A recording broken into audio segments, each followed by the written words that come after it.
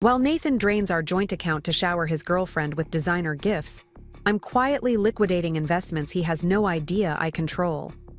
He thinks I'm at my book club right now. I'm actually finalizing paperwork that will freeze the Mitchell Marketing Group assets he's been embezzling from for months. As he books first-class tickets to Hawaii for their romantic getaway using our mortgage savings, I'm orchestrating the most sophisticated reality check of his privileged existence. He has absolutely no clue that his supposedly financially dependent wife has been the silent majority shareholder of his family's company for the past 2 years. Before we jump back in, tell us where you're tuning in from, and if this story touches you, make sure you're subscribed, because tomorrow I've saved something extra special for you. My hand remains perfectly steady as I sign another legal document, a slight smile playing on my lips. Through the floor-to-ceiling windows of Grace's law office, I can see the exclusive jewelry boutique where my husband Nate is currently shopping for his mistress, Olivia. The irony isn't lost on me. It's the same boutique where he purchased my engagement ring 6 years ago. The same boutique that just sent a purchase confirmation to my phone for a $23,000 necklace charged to our joint credit card. Becca, are you absolutely certain about this timing? Grace watches me with a mixture of concern and admiration, her tortoiseshell glasses catching the afternoon light as she organizes another stack of legal documents. We could wait until after the quarterly board meeting next week. I turn my phone toward her, displaying Nate's most recent Instagram story. The timestamp reads 4 minutes ago. Working hard for the rewards that matter. Our blessed our entrepreneur life. The photo shows a champagne flute at the jewelry store's private client lounge, his grandfather's vintage watch visible at the edge of the frame, the watch I helped him restore for his 35th birthday last year. The timing, I say, signing another document with a practiced flourish, is precisely right. My phone buzzes with a text from Nate. Working late tonight, babe. Client presentation running behind. Don't wait up for dinner. Love you. I've saved every message like this from the past 6 months. Each one corresponds perfectly with credit card charges at high-end restaurants, luxury boutiques, or premium hotels. The ones he doesn't know I've tracked meticulously. The ones that align exactly with Olivia's suspiciously lavish Instagram posts, each tagged with smug captions about her generous mystery man and living her authentic luxury life. What Nate doesn't realize is that I've known about their affair for months. Every client emergency, every marketing strategy session, every suspicious withdrawal from our joint savings account, I've documented it all. But unlike the stereotypical betrayed wife, I didn't confront him immediately. I didn't throw his designer clothes onto our condo's balcony or key his precious Tesla. Instead, I did what I do best. I followed the money. This one, Grace points to a particular document, will initiate the company audit once you sign. After this, there's no turning back. I think about this morning, how Nate kissed my cheek before leaving for work, how he promised we'd plan that anniversary trip to Hawaii soon. Meanwhile, I'd already seen the Hawaii reservations he made for himself and Olivia next month, paid for with what was supposed to be our down payment on a larger home. Good, I say, my signature flowing confidently across the paper. That's exactly what I want. My phone lights up with another notification. An Instagram story from Olivia showing off a distinctive blue jewelry box captioned, "When he knows exactly what you deserve." I screenshot it, noting the time and date. It matches perfectly with the purchase notification from our joint credit card, the one Nate thinks I never check because I'm not good with numbers. The forensic accounting team will begin their investigation on Monday morning, Grace explains, organizing the papers. Given what you've already uncovered about the company fund manipulations, they'll likely find twice as much as we already know. I finish for her, pulling up a folder on my phone. Here's every transaction he's tried to hide through that fake marketing consultancy he established. The one where Olivia mysteriously became a brand strategist 3 months ago, despite her only experience being as a part-time yoga instructor and full-time Instagram influencer. Grace's eyes widen as she scrolls through the documents. This is incredibly thorough. I had a lot of free evenings, I say dryly. You know, with all his client meetings. As if on cue, my phone buzzes with a group text notification. Our friends planning a weekend hike in Forest Park. Nate responds immediately. Sorry everyone, have to skip. Flying to Seattle for a last-minute pitch. I have to suppress a laugh. I know about that business trip too. I've seen the hotel reservation in Maui, first-class tickets for 2 charged to our joint credit card. Last one, Grace says, sliding the final paper across the desk. This initiates the complete company audit and temporary asset freeze. Once you sign this, I don't hesitate.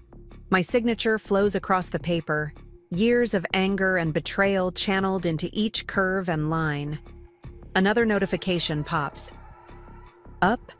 Nate going live on Instagram from what's supposed to be his client meeting. The jewelry store's distinctive decor visible in the background. Let them celebrate, I say, standing up and smoothing my dress, the one Nate bought me last month to assuage his guilt. By Monday morning, they'll have a very different story to share.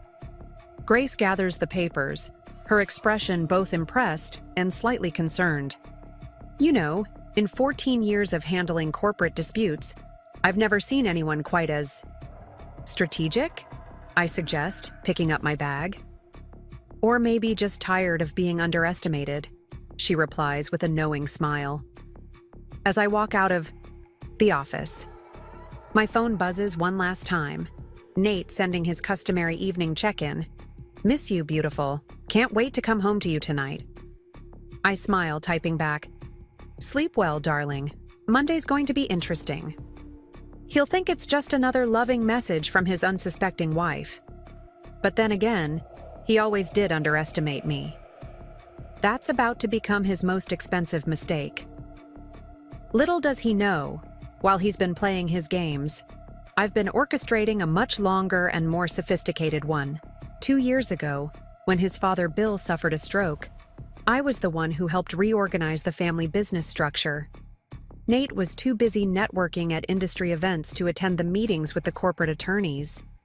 He never bothered to read the updated company bylaws, the ones that transferred his father's controlling shares to me, his supposedly financially illiterate wife, as protective trustee. Monday morning cannot come soon enough. The morning after signing those initial papers, I dress with deliberate care. A silk blouse from a local designer, tailored charcoal trousers, and the pearl earrings Nate's mother gave me last Christmas. The mirror reflects exactly what Nate expects to see.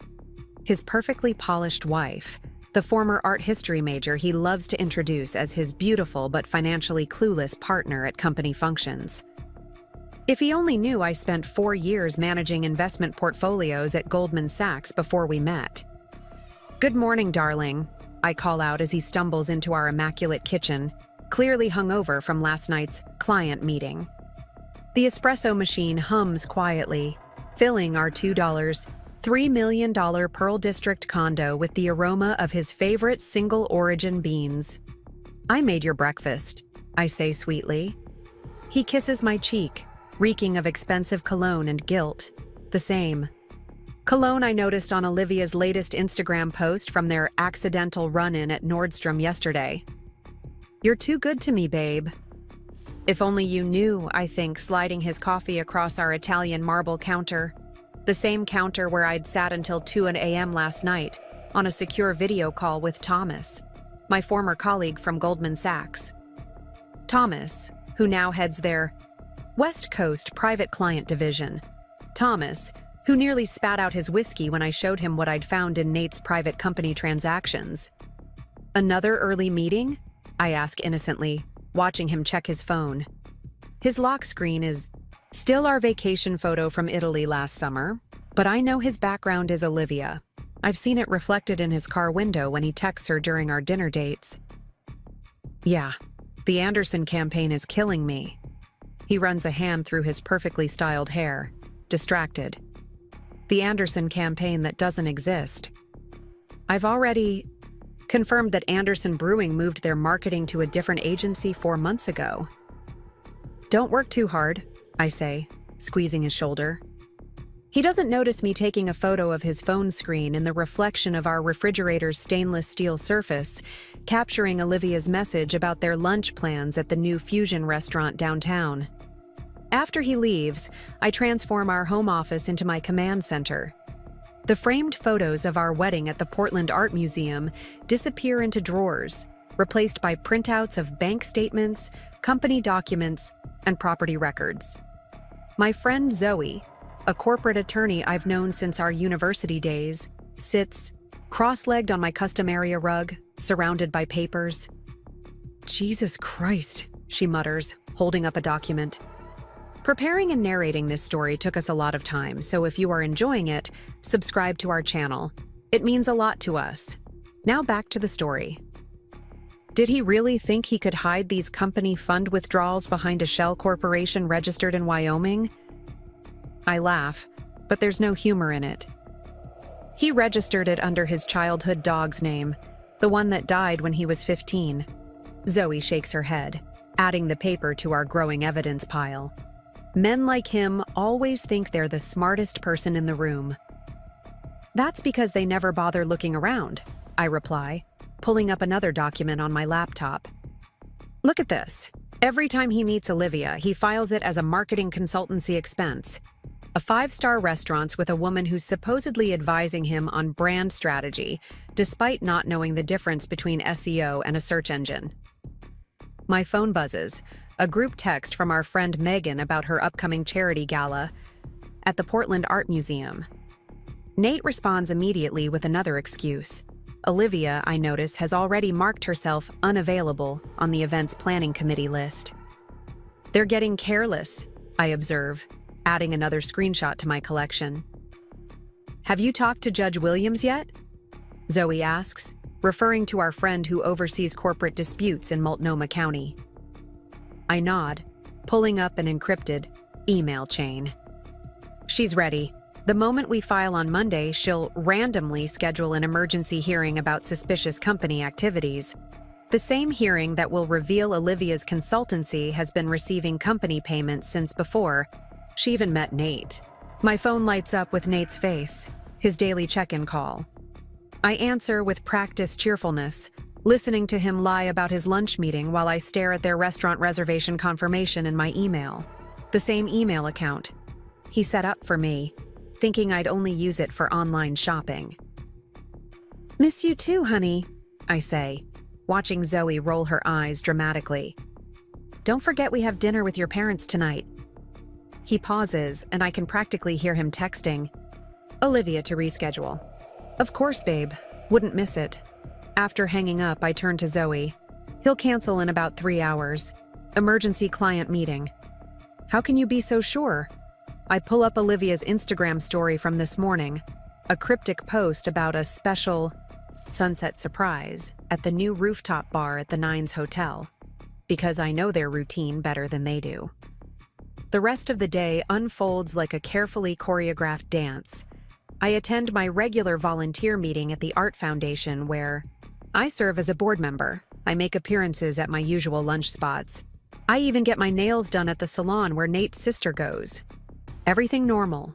Everything routine.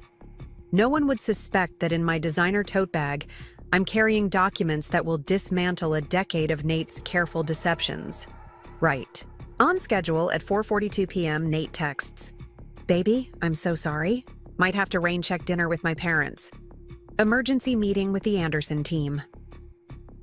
I respond with just the right amount of disappointment and understanding, watching through my phone's banking alerts as he makes a dinner reservation at Riverfront Bistro, his and Olivia's favorite spot for their strategy sessions.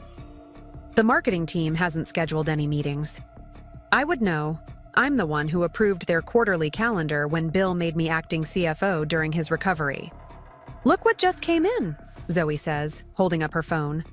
Olivia's posted a photo of champagne glasses at sunset, the Nines Hotel's distinctive cityscape view unmistakable in the background. Perfect, I say, adding the screenshot to our collection. That receipt will match beautifully with the emergency client dinner he's about to charge to the company account. As evening falls, I sit in our meticulously decorated living room, surrounded by evidence of Nate's double life and my own careful documentation. Every lie, every secret meeting, every hidden company withdrawal, all of it meticulously cataloged and cross-referenced. My phone buzzes with another Instagram notification. Olivia wearing a new designer dress that costs more than her supposed monthly consulting fee, captioned with a single diamond emoji. I save it to the folder marked Monday and pour myself a glass of the rare Oregon Pinot Noir from the collection Nate thinks only he has access to in our wine fridge. Let them have their romantic evening, I murmur, scanning through the latest company report Thomas sent over. Let them think they're the clever ones, playing their little game of hide-and-seek with the naive wife. I've spent months building this facade of ignorance, and in less than 12 hours, I'll have the pleasure of watching it shatter, along with everything else they thought they could take from me. The forensic accountants finished their preliminary review, Grace calls, from the office, her voice tight with disbelief. You're not going to believe what they found in the offshore accounts. I join her, my heels clicking against our hardwood floors. On her laptop screen, a complex web of transactions unfolds. A masterpiece of financial deceit that would be almost impressive if it wasn't so staggeringly stupid. He's been transferring company money through 3 different shell companies, Grace explains, highlighting various transactions, all registered under variations of his dog's name, then funneling it through Olivia's fake consulting firm and into private accounts in Wyoming. I lean closer, a cold smile playing at my lips. Show me the dates of the first transfers. Grace pulls up a timeline and my smile widens. Just as I thought, he started moving money the day after his father made me trustee. He never even bothered to check who had final approval power. My phone chimes with a message from Eleanor. Mitchell, Nate's mother. Darling, are you and Nathan still coming for dinner? I've had Marie prepare his favorite salmon. Poor Eleanor, still believing her son is the same responsible young man who followed his father's footsteps into the family business. Wait until she discovers how her precious boy has been treating the business her husband built from nothing. What about the company bylaws? Zoe asks, pulling up another document. Section 9, paragraph 4, I quote from memory. Any officer or director found to be engaging in actions that endanger or diminish the company's financial stability can be immediately suspended from duties pending full investigation. And Zoe's eyes gleam. And with Olivia's social media trail, every post, every photo, every location check-in, all matching perfectly with company withdrawals and consulting payments, I confirm, pulling up a carefully curated folder on my laptop. They've documented their own misconduct better than we ever could. My phone lights up with another check-in from Nate. Just wrapped the emergency meeting, baby. Might be a late one. So much paperwork to review.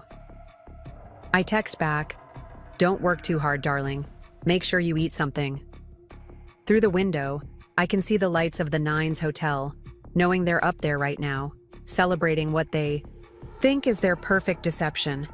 Nate probably congratulating himself on how skillfully he's managed to hide his withdrawals from the company accounts. Olivia no doubt already planning how to spend more of the Mitchell family money. Judge Williams? Just confirmed, Grace says, checking her phone. The moment we file, she'll expedite the hearing. I nod, walking to our floor-to-ceiling windows. The Portland skyline sparkles back at me, a constellation of lights that seems to mirror the intricate web of evidence we've woven. Becca. Grace's voice turned serious. Are you absolutely sure about the timing? We could wait until after the Pacific Rim Financial Summit next week. His whole family will be there. I turn back to her, thinking of the invitation I'd helped Eleanor design. The lavish presentation planned at the Portland Convention Center, where Nate intends to announce his new role as CEO of Mitchell Marketing Group, the same conference where he and Olivia plan to accidentally meet, beginning their public story with a meet-cute his mother would approve of. The timing, I say, picking up another stack of documents, is exactly right. Let him stand in front of the entire industry ready to make his big announcement. Grace raises an eyebrow. Right before Judge Williams' bailiff serves him with the company suspension papers. Poetic, isn't it? My phone buzzes again. A text from Olivia to our charity committee group. So sorry to miss tomorrow's meeting, everyone. Last-minute client emergency. The same meeting where we're supposed to discuss the annual Mitchell Family Foundation Gala. I add the screenshot to our evidence file, then pull up the company's latest financial statement. The numbers that Nate thinks only he understands glow on the screen. If he'd ever bothered to really look, he'd have noticed that every transaction, every transfer, every withdrawal has required dual authentication for the past 2 years. One code from him, one from the trustee. Me. I've watched every dollar he's tried to hide, every account he's attempted to obscure, every lie he's built his house of cards upon, all while playing the role he assigned me, the beautiful, naive wife who couldn't possibly understand the complexities of marketing finance. His father's office just confirmed. Grace checks another message. Board meeting scheduled for 9 a.m. Monday. Nate is supposed to present the new company growth strategy. I smile, remembering the fabricated reports he's been working on, the fake projections he's created to hide his mismanagement of the company funds. Perfect. That gives Judge Williams' team plenty of time to arrive by 9:30. My phone lights up one final time for the night. Nate sending a photo of paperwork scattered across what appears to be his office desk. Actually, the Nines Hotel's distinctive, stationery visible in the corner. Still grinding, baby. Don't wait up. I text back a single heart emoji, then turn to Grace. Shall we finish preparing his wake-up call? For the next few hours, we meticulously review every document, every piece of evidence, every single detail of what's about to unfold. By the time Grace and Zoe leave, the sun is starting to rise over Mint Hood, painting our living room in shades of gold and pink. I hear Nate's key in the door around 6:30 a.m. He tries to be quiet, but his designer shoes still click against the hardwood floors. I'm already in the kitchen, perfectly dressed, makeup flawless, starting the coffee maker. "You're up early," he says, trying to hide his surprise, and the faint trace of Olivia's signature perfume on his collar. "Thought you could use some breakfast after your late night," I smile, sliding him a cup of coffee. "Must have been some important marketing strategy." "You know how it is," he waves vaguely, not meeting my eyes. "Sometimes these things can't wait." Oh, darling, I think, watching him check his phone under the table, no doubt messaging Olivia about their close call. You have no idea how right you are. Just a few more hours until Monday morning, when they learn exactly what happens when you mistake silence for ignorance and underestimate the woman you thought you'd fooled. Monday morning dawns clear and bright, the kind of crisp autumn Portland day that usually has tourists flooding the Japanese garden. I wake up at precisely 6 a.m., though I've barely slept. Nate's side of our luxury bed is empty. He'd left early, eager to prepare for his big presentation to the company board. If he only knew what else was being prepared for him. I dress with surgical precision, a charcoal gray suit that means business, designer heels, a guilt gift from Nate after a particularly expensive weekend with Olivia, and Eleanor's pearls. AI, symbol of the family business he's about to lose access to. Every detail matters today. Every piece tells a story. "Morning, beautiful." Nate's voice is unusually chipper when he calls at 7:30 a.m. "Just wanted to check you're coming to the board meeting, right? Thought you might want to see your husband's big moment." "Wouldn't miss it for the world, darling," I reply, watching Grace send confirmation that Judge Williams has arrived at her chambers. Someone should be there to witness everything you deserve. He chuckles, missing my tone completely. That's my girl. See you at 9. I end the call and pull up the security feed from the Mitchell Marketing Group's offices. Amazing what being a trustee grants you access to. Nate is already there, practicing his presentation in the boardroom mirror, adjusting his designer tie with nervous fingers. On another screen, I watch Olivia enter her favorite coffee shop, no doubt planning to celebrate with Nate after his triumph. Everything's in position, Zoe texts. She's already at the courthouse with Grace, waiting for the perfect moment.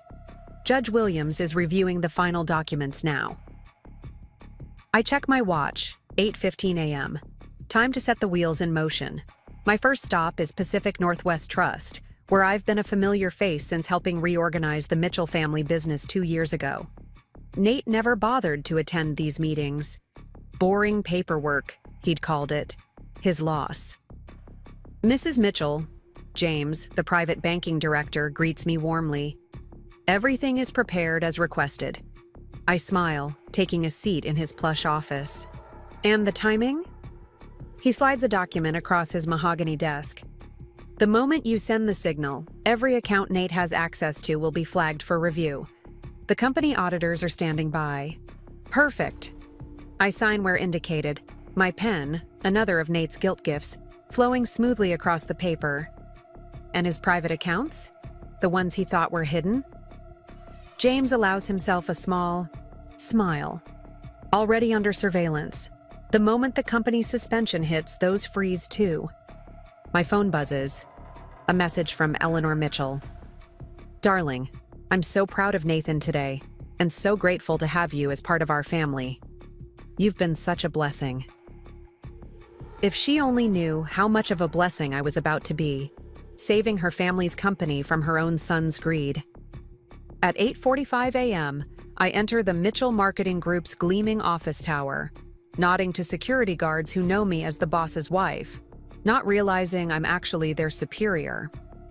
The elevator rides smoothly to the 15th floor, where the family's legacy has been managed for 3 decades. Nate is waiting by the boardroom, practically bouncing with nervous energy. You made it! He kisses my cheek, and I catch a whiff of Olivia's perfume still lingering on his collar. I've got such a good feeling about today. Oh, darling, I murmur, straightening his tie. You have no idea how memorable today is going to be. The boardroom fills quickly with family members and executives. Bill Mitchell takes his place at the head of the table, looking much healthier than he did 2 years ago. Every bit the company patriarch in his tailored suit. If only his son had inherited his integrity along with his features. Before we begin, Bill announces, I want to thank everyone for being here for this momentous occasion. As you know, we're here to discuss the future of Mitchell Marketing Group, and my son Nathan has prepared a comprehensive presentation on our new growth strategy. Nate stands, straightening his papers with practiced confidence. His PowerPoint presentation glows on the screen behind him, slides full of fake projections and manipulated numbers that took him weeks to fabricate. Good morning, everyone. He begins, flashing his 1,000-watt smile. Today marks a new chapter in the Mitchell legacy. 8:59 a.m. My phone vibrates silently in my lap. Grace's message is simple. Ready. 9 a.m. Nate clicks to his first slide, pointing out fabricated growth projections with practiced charm. As you can see, our company's performance under my guidance has been exceptional. 9:01 a.m. I send a single text. Now. The effect is immediate but subtle at first. Nate's phone buzzes in his pocket, probably a notification from his banking app. He ignores it, continuing his presentation. It buzzes again, and again, and again. 9:02 a.m. The boardroom door opens silently. Judge Williams's bailiff enters, nodding to me imperceptibly. Behind him, 2 corporate auditors take their places by the door. And if you'll look at these returns, Nate continues, though his phone is now buzzing constantly, He's starting to look distracted, shifting uncomfortably. You'll see that our innovative approach to... His voice trails off as he notices his father checking his own phone, frowning deeply. Other board members are doing the same, their expressions shifting from polite attention to confused concern. 9:05 a.m. The bailiff steps forward, official documents in hand. Mr. Nathan Mitchell? Nate turns, annoyed at the interruption of his big moment. I'm in the middle of something here. You are hereby served with an emergency injunction regarding Mitchell Marketing Group, the bailiff announces clearly, his voice carrying to every corner of the suddenly silent boardroom. By order of Judge Williams, you are suspended from all access to company accounts and assets pending investigation into serious allegations of misappropriation and fraud. The color drains from Nate's face as he takes the papers with trembling hands. His phone is still buzzing, probably notifications of his accounts being frozen one by one. There must be some mistake, he stammers, looking around the room desperately. His eyes land on me, seeking support, reassurance, the naive trust he's come to expect. Instead, he finds me calmly opening my laptop, pulling up the folders marked evidence. No mistake, darling, I say softly, turning the screen so the entire board can see. Would you like to explain these transactions to your family yourself, or shall I? The first image appears on the boardroom's main screen, replacing his fabricated presentation, a detailed spreadsheet of every dollar he's stolen, every lie he's told, every trust he's broken. Behind him, Bill Mitchell stands slowly, his face a mask of shock and growing fury. Nathan, his father's voice is deadly quiet. What is this? Before he can answer, his phone buzzes one final time. He looks at it reflexively, and I know exactly what he's seeing. A notification that his access to all Mitchell family accounts has been suspended. Perhaps, I suggest, standing smoothly, we should discuss the real state of the company, starting with these unusual payments to a certain consulting firm. Nate slumps into his chair as I take control of the presentation remote. Behind him, the corporate auditors begin setting up their equipment. Through the boardroom's glass walls, I can see Grace and Zoe arriving with boxes of additional evidence. The day of reckoning has only just begun. Let's start with this particular transaction, I say, clicking to the next slide. The boardroom screen fills with a detailed breakdown of a $50,000 transfer from the company to Olivia's consulting firm made on March 12th, exactly one day after her company was registered. Interesting timing, wouldn't you say? Nate's hands grip the armrests of his chair, knuckles white. Behind him, Bill Mitchell has switched from shock to cold fury, his jaw clenched as he watches his son's deceptions laid bare. Of course, I continue, clicking through to the next slide. That was just the beginning. Shall we discuss the offshore accounts registered under your childhood pet's name? Or perhaps the series of business development charges at the Nines hotel that coincidentally match perfectly with these Instagram posts. The screen fills with a carefully curated collection. Olivia's social media posts side by side with company expenditures, times, and dates perfectly aligned. Each champagne, toast, each surprise gift, each luxury weekend mathematically matched with a suspicious withdrawal. This is ridiculous, Nate finally manages, his voice cracking. These are legitimate business expenses. Dad, I can explain. Explain what, exactly? I interrupt smoothly, pulling up another document. How you started embezzling from the company the day after your father made me trustee? Or should we discuss how you've been using family funds to finance your affair while planning to divorce me? A gasp ripples through the boardroom. Eleanor Mitchell presses a hand to her chest, her face pale beneath her perfect makeup. Divorce? She whispers. Nathan, what is she talking about? Oh, you didn't know? I turn to my mother-in-law with practiced sympathy. Nathan and his financial consultant have quite the future planned, booked with Mitchell money of course, Would you like to see the Hawaii reservations? The engagement ring receipt? Or perhaps the draft divorce papers his lawyer drew up last week? Nate lunges for his phone, probably to warn Olivia, but it's already too late. Through the boardroom's glass walls, we can see her being escorted into the building by corporate security, her designer handbag clutched to her chest like a shield. Perfect timing, I murmur, checking my watch. The corporate security?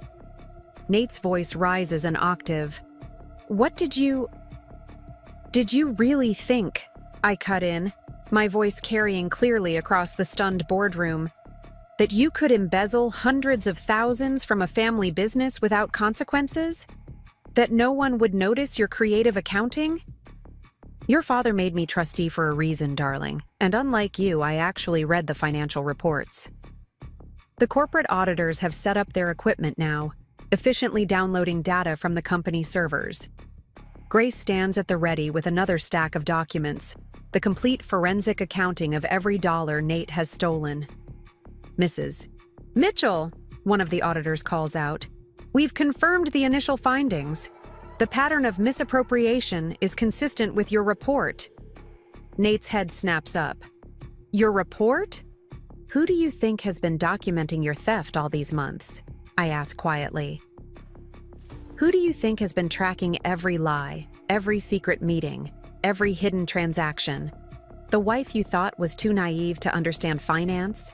The trophy you believed would never question your business meetings? His phone buzzes again. Probably Olivia being brought to the conference room for questioning.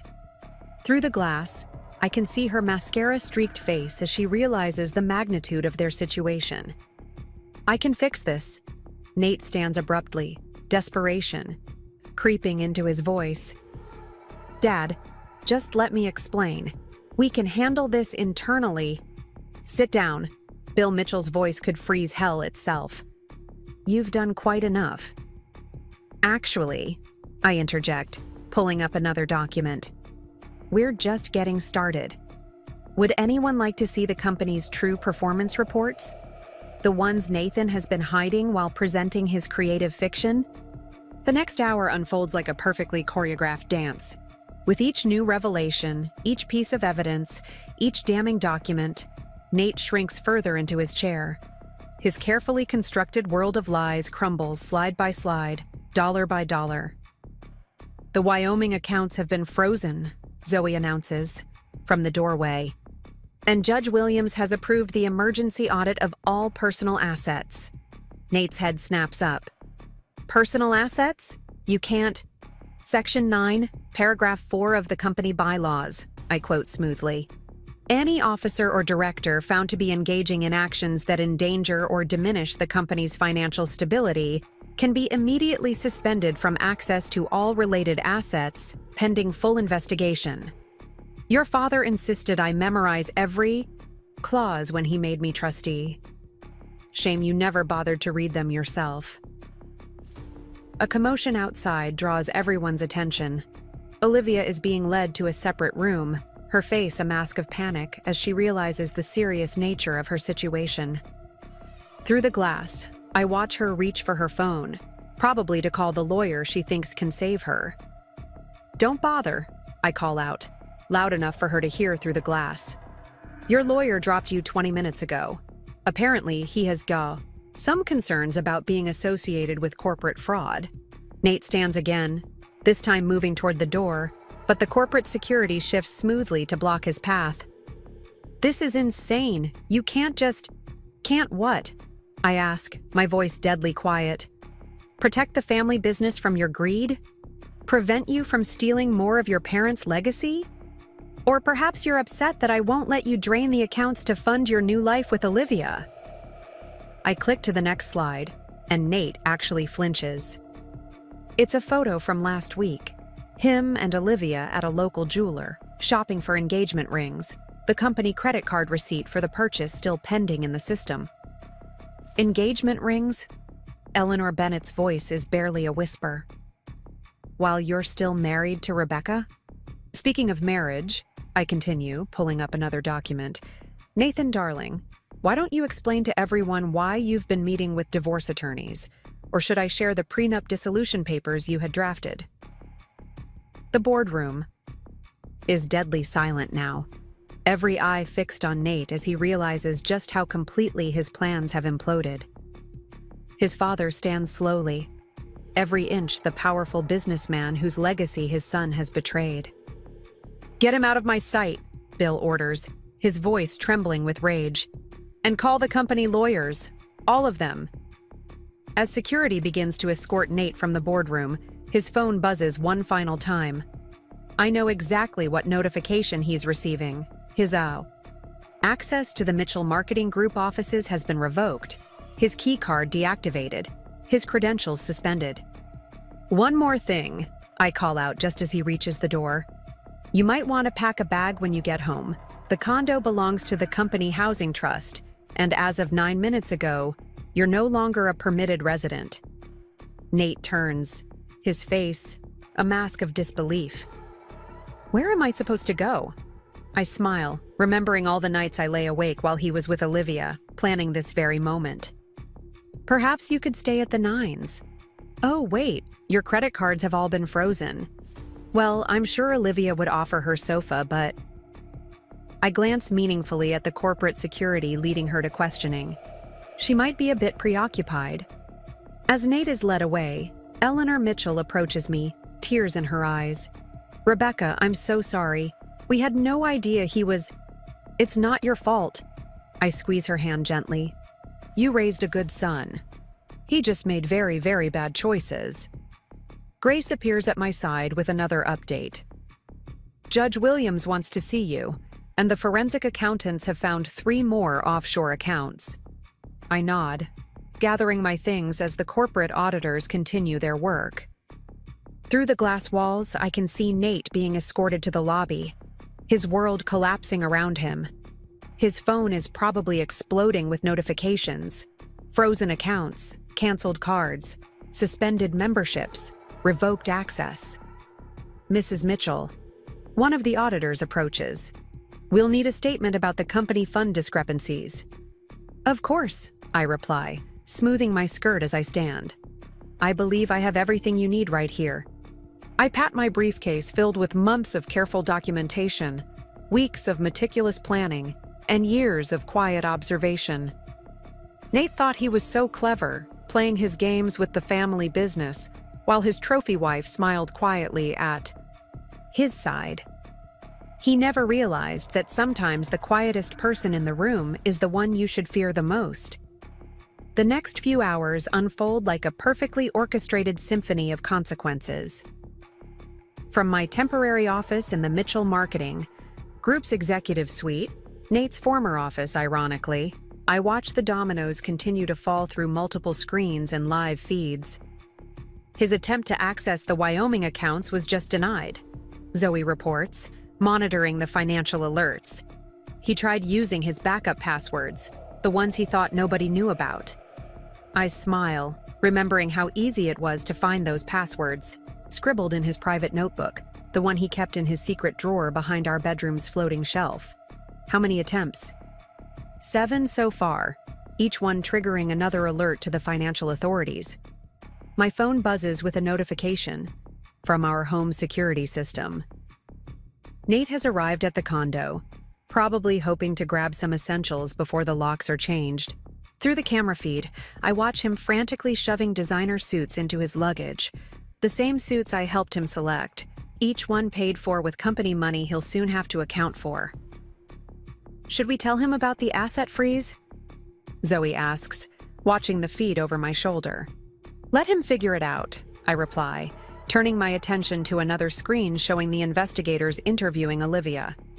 Her confident facade has crumbled completely now, mascara streaking down her face as she realizes the full implications of her role in Nate's scheme. "Mrs. Mitchell," Grace enters with a fresh stack of documents. "The family's private bank just called.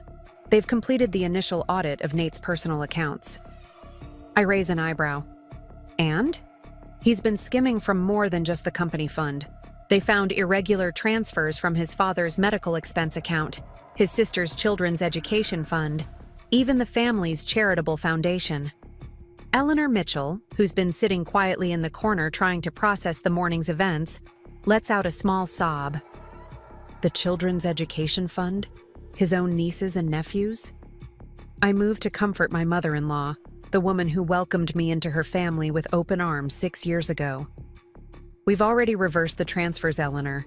The children's futures are secure. My phone lights up with another notification, Nate trying to check into the Heathman Hotel using his black card. I can almost see the color drain from his face as the card is declined. Through various feeds and alerts, I track his increasingly desperate attempts. The Woodlark, declined. The Benson, declined. The Jupiter, declined. His lawyer just dropped. Him, Zoe announces, checking her messages. Apparently, he tried to pay the retainer with one of the frozen accounts. The firm has concerns about being paid with potentially fraudulent funds. A commotion in the hallway draws our attention.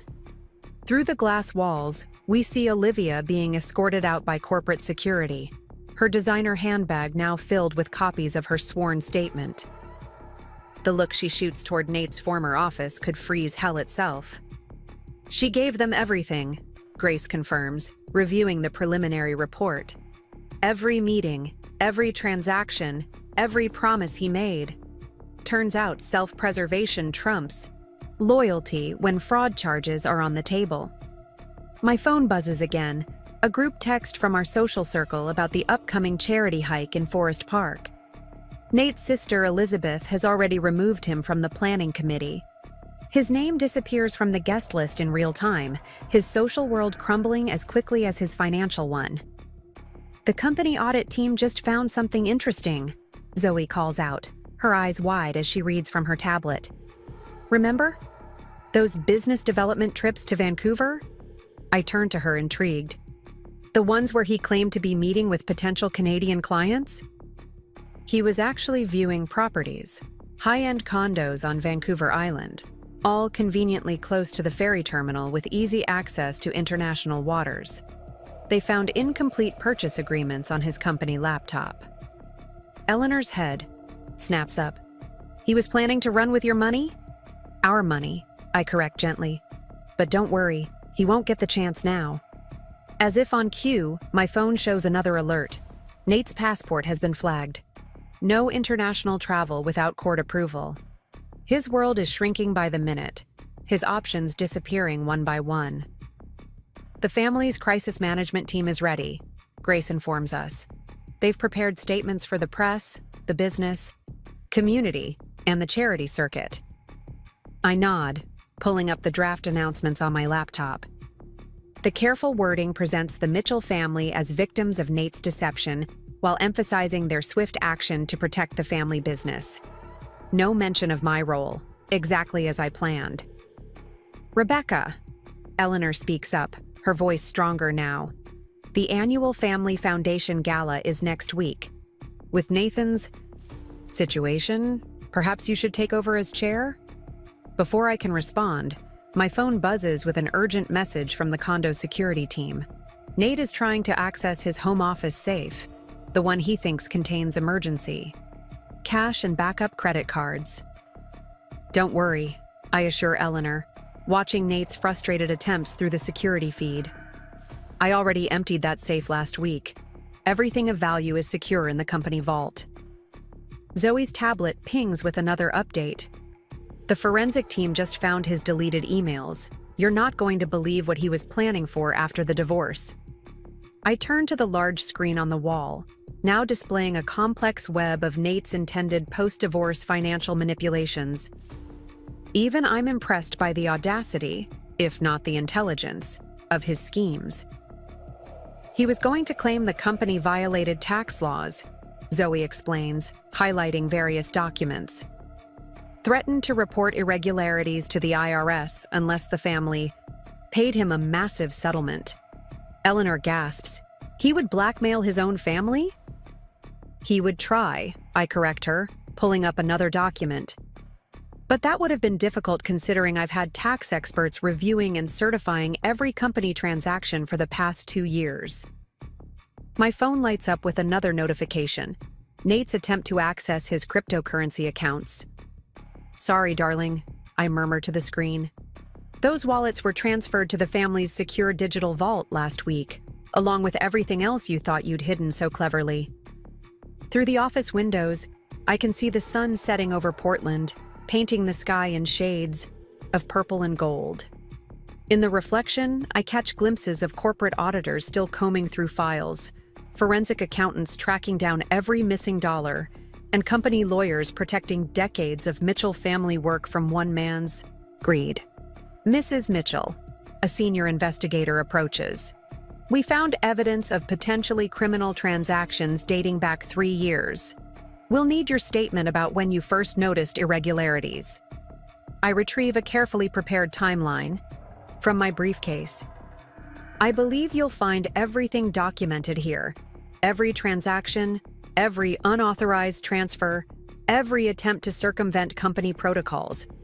As the investigators continue their work, I receive one final notification for the day.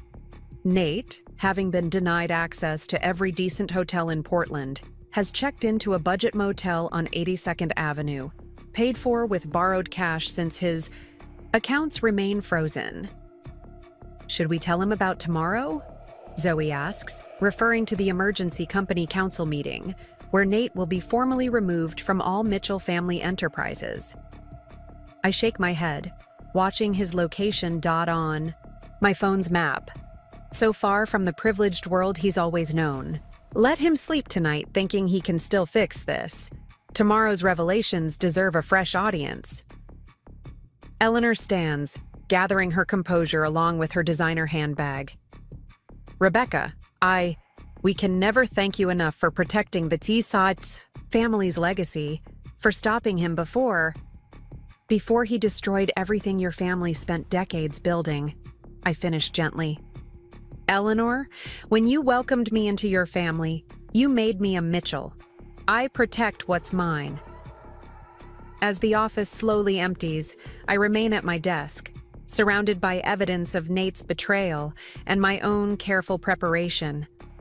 On one screen, I watch him pacing in his motel room, probably trying to figure out how his perfect plan imploded so spectacularly.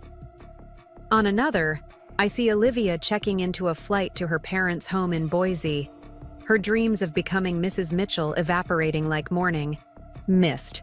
My phone buzzes one last time, Nate trying to salvage something from the wreckage of his life. "Baby, please, we need to talk. I can explain everything." I smile, thinking of all the nights I lay awake listening to his lies about working late while I quietly built the case that would bring him down. "No need to explain, darling," I text back. "The federal investigators have all the explanations they need." Then I turn off my phone, gather my things, and prepare to head home to the condo that now belongs solely to me. Tomorrow will bring more revelations, more consequences, more dismantling of Nate's carefully constructed house of cards.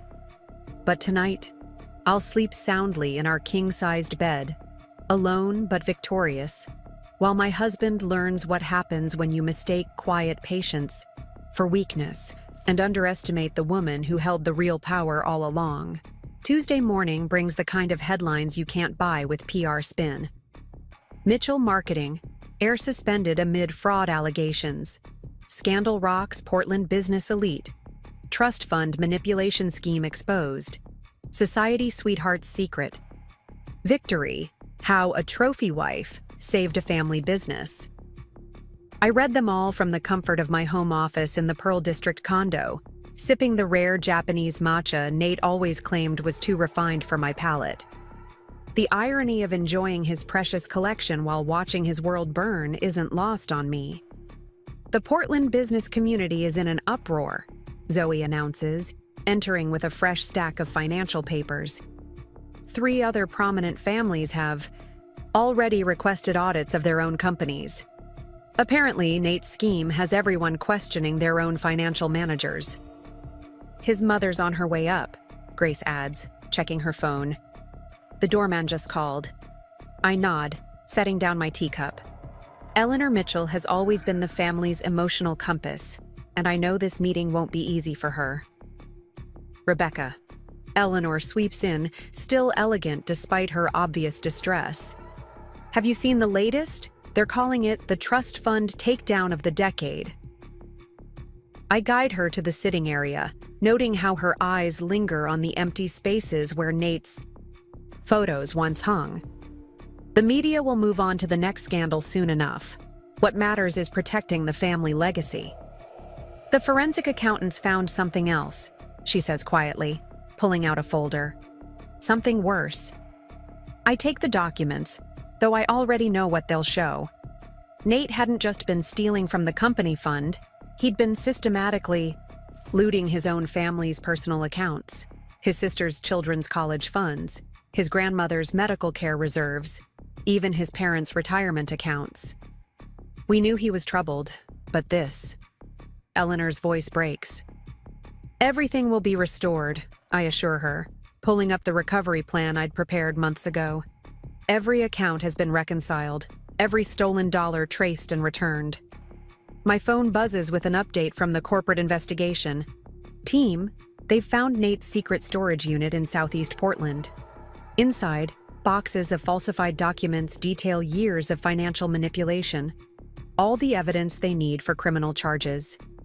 Mrs. Mitchell, my assistant calls from the doorway.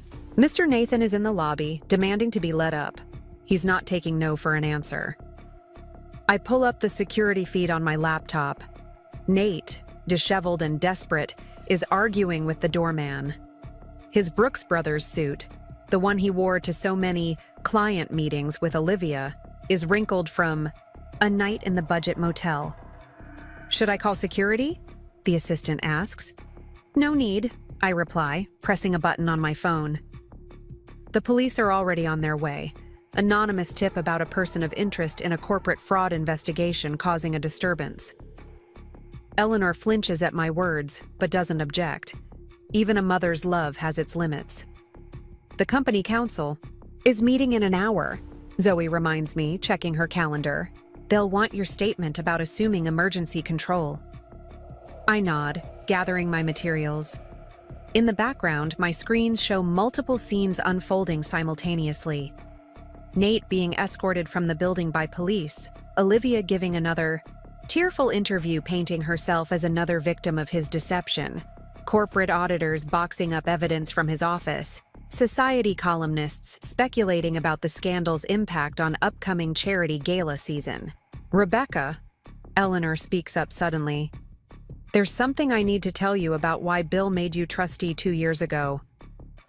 I turn to my mother-in-law, curious. This is one piece of the puzzle I never fully understood. We knew, she says simply, about Nathan's tendencies, the impulsive spending, the risky decisions, the constant need for more. Bill saw it happening at the company, watched him taking bigger and bigger risks with client accounts. So you needed someone to protect the family business from your own son, I finish quietly. Eleanor nods, tears in her eyes. We interviewed dozens of financial experts, considered professional trustees from all the top firms. But Bill said we needed someone Nathan would underestimate, someone he'd never suspect of watching his every move. The trophy wife he thought he'd chosen for her looks rather than her mind, I add, understanding dawning. When we learned about your background in finance, your experience with portfolio management, Eleanor manages a small smile. Well, let's just say Bill has always had an eye for talent. My phone buzzes again, more updates flooding in. Nate's membership at the Arlington Club revoked, his position on the hospital board suspended, his private banking privileges at multiple institutions terminated, his invitation to next month's charity gala rescinded. His lawyer sent over a proposal, Zoe mentions, holding up another document. He's offering to sign a full confession in exchange for a monthly allowance from the company. I almost laugh at the audacity. Let me guess, he still thinks he has something to negotiate with? He's claiming he has evidence of historical company irregularities, says he'll go public if we don't meet his demands. This time, I do laugh, pulling up a particular file on my laptop. You mean these documents? I turn the screen to show decades of pristine company records, each transaction verified, each decision documented, the ones I've had independent auditors reviewing and certifying for the past 2 years. Through the window, I watch as Nate is driven away in a police car, his final attempt at blackmail failing as spectacularly as his other schemes. On my other screens, the Mitchell marketing group continues operating smoothly, the transition of power already complete. The family council is ready, my assistant announces. They're waiting in the main boardroom. I gather my things, preparing to officially accept control of the Mitchell family's financial future. Eleanor stands with me, straightening her shoulders with renewed strength. Rebecca, she says softly, thank you. Not just for stopping him, but for saving him from himself. If he'd continued much longer, the damage would have been irreparable. I know, I finish. That's why I had to act now. As we head to the boardroom, my phone shows one final notification. Nate checking into an even cheaper motel, this time in Gresham. How far the mighty have fallen. Mrs. Mitchell, Grace calls out. Judge Williams's? Office just confirmed the emergency hearing is set for tomorrow morning. They'll want your full testimony about the company fund manipulation. I nod, already prepared. My evidence is organized, my statement drafted, my strategy in place. Tomorrow, Nate will learn the full extent of his mistakes. Not just the financial theft, but the fatal error of underestimating the woman he married. One last thing, Zoe adds. The family's PR team wants to know how to handle the press. They're calling you everything from financial avenger to trust fund guardian. Tell them no comment, I reply, stepping into the elevator. The numbers speak for themselves. As we ascend to the boardroom, I think about the day Nate first brought me home to meet his family, how he introduced me as his beautiful art history graduate, emphasizing my looks while dismissing my mind. How he never bothered to read the company documents, never questioned why his father chose his new daughter-in-law as trustee. His last text message still sits unanswered on my phone. Please, baby, just tell me what you want. I'll do anything. Too late, Nate. Too late by exactly 3 years, 4 months, and 9 days.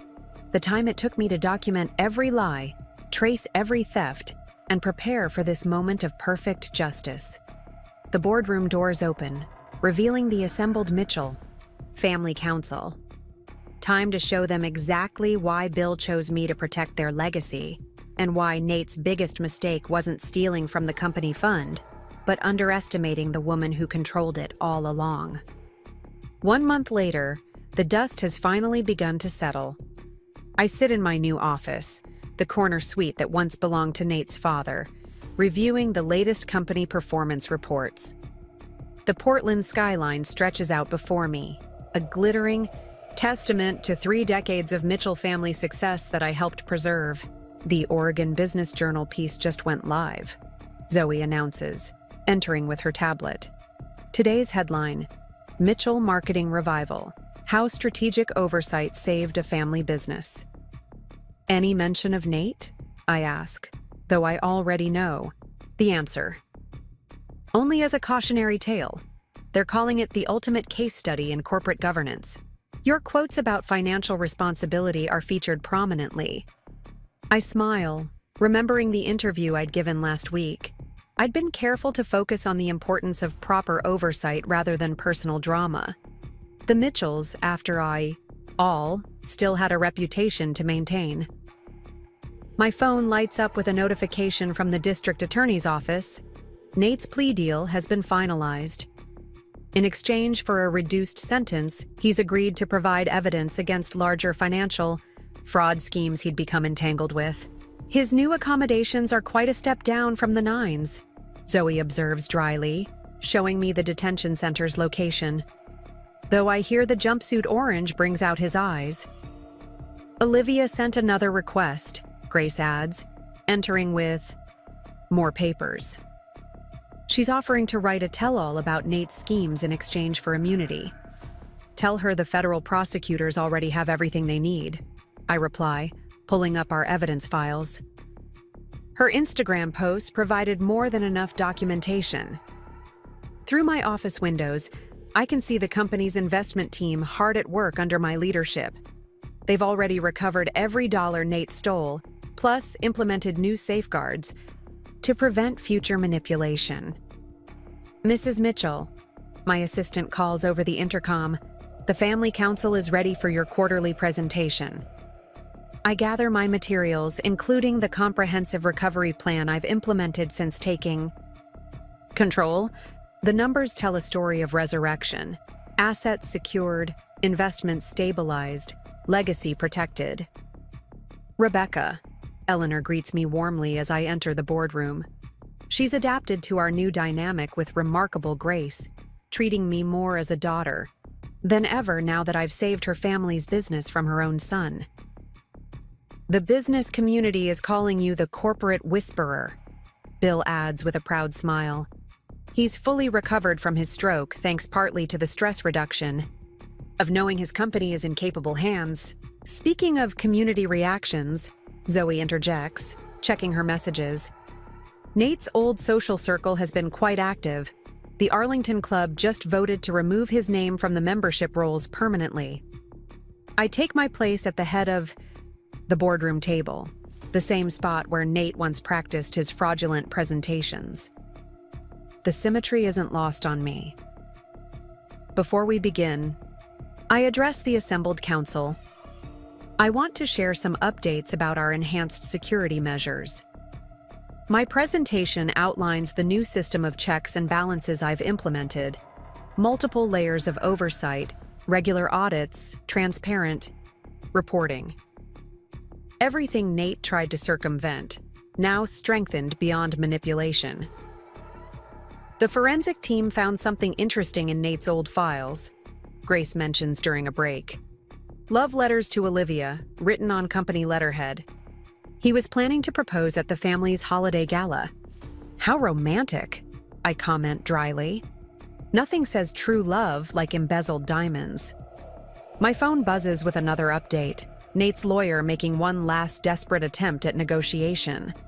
He's offering to reveal the location of more hidden accounts in exchange for a reduced restitution payment. Tell him not to bother, I instruct Grace. We've already found everything, including the Bitcoin wallet he thought was untraceable. The afternoon brings a steady stream of developments.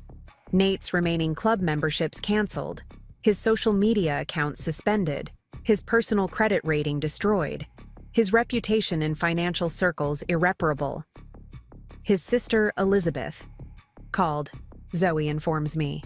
She's ready to sign over her children's trust fund oversight to you as well. Says she can't think of anyone better to protect their future. I accept the responsibility with a nod.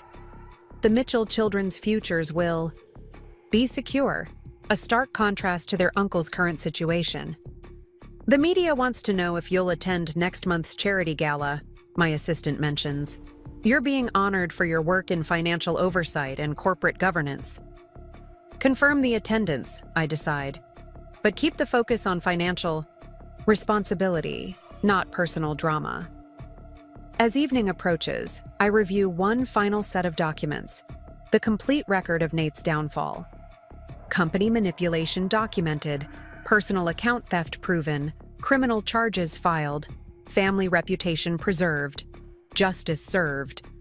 My phone shows one last notification for the day, Nate's final attempt to access his old company accounts from the detention center's computer lab. Even now, he hasn't quite accepted his new reality. Should we tell him about the foundation?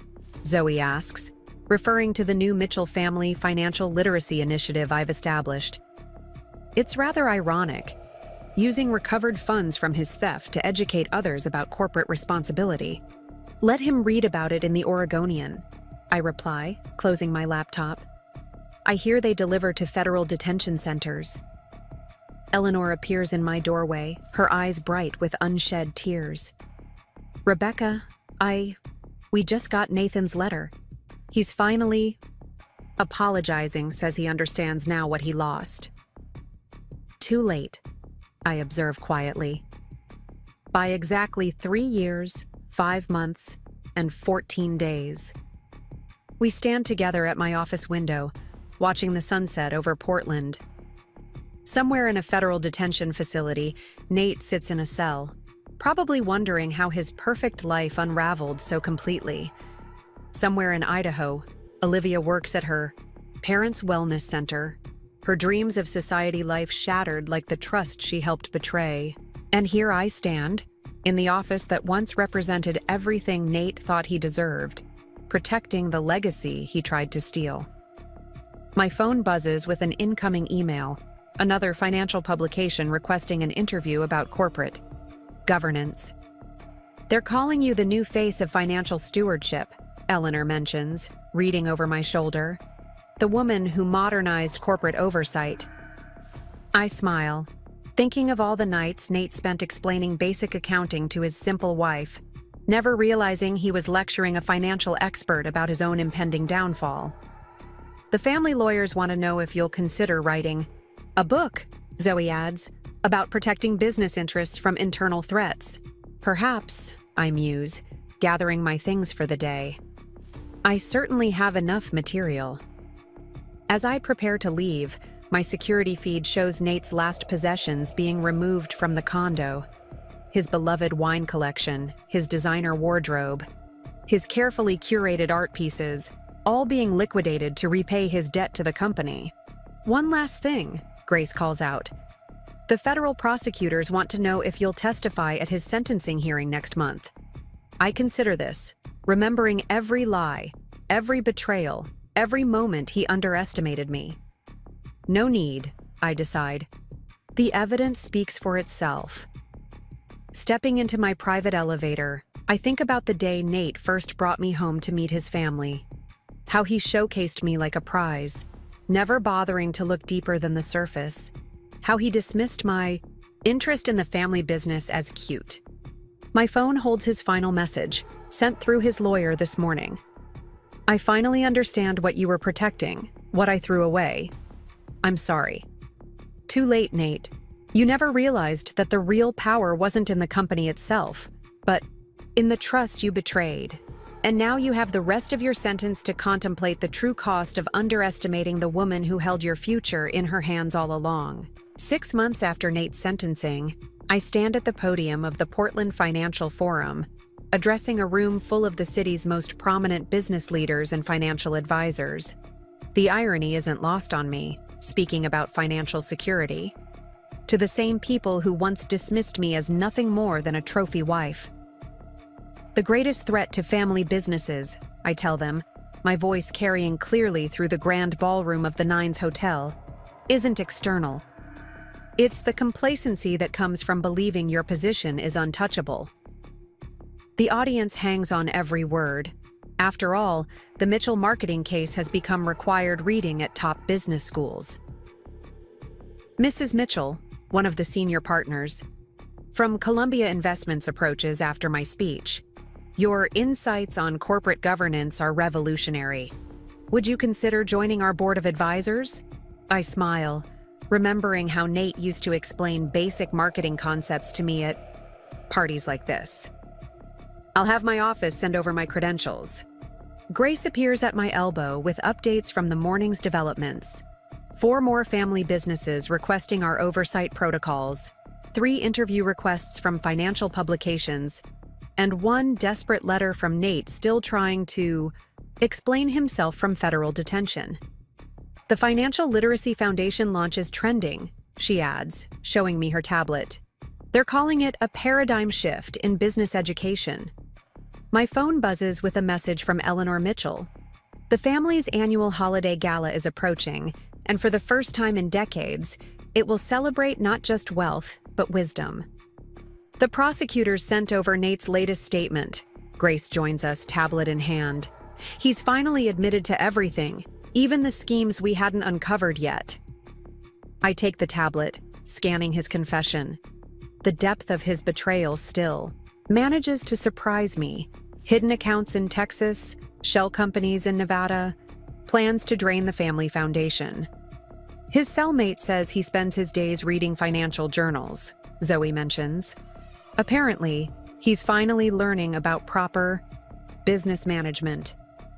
Better late than never, I murmur. A notification pops up on my phone. Olivia has resurfaced, this time teaching mindful money management at her parents' wellness center in Boise. Her Instagram bio now reads, "Surviving Toxic Wealth, My Journey to Authenticity." At least someone learned something, I observe, dryly.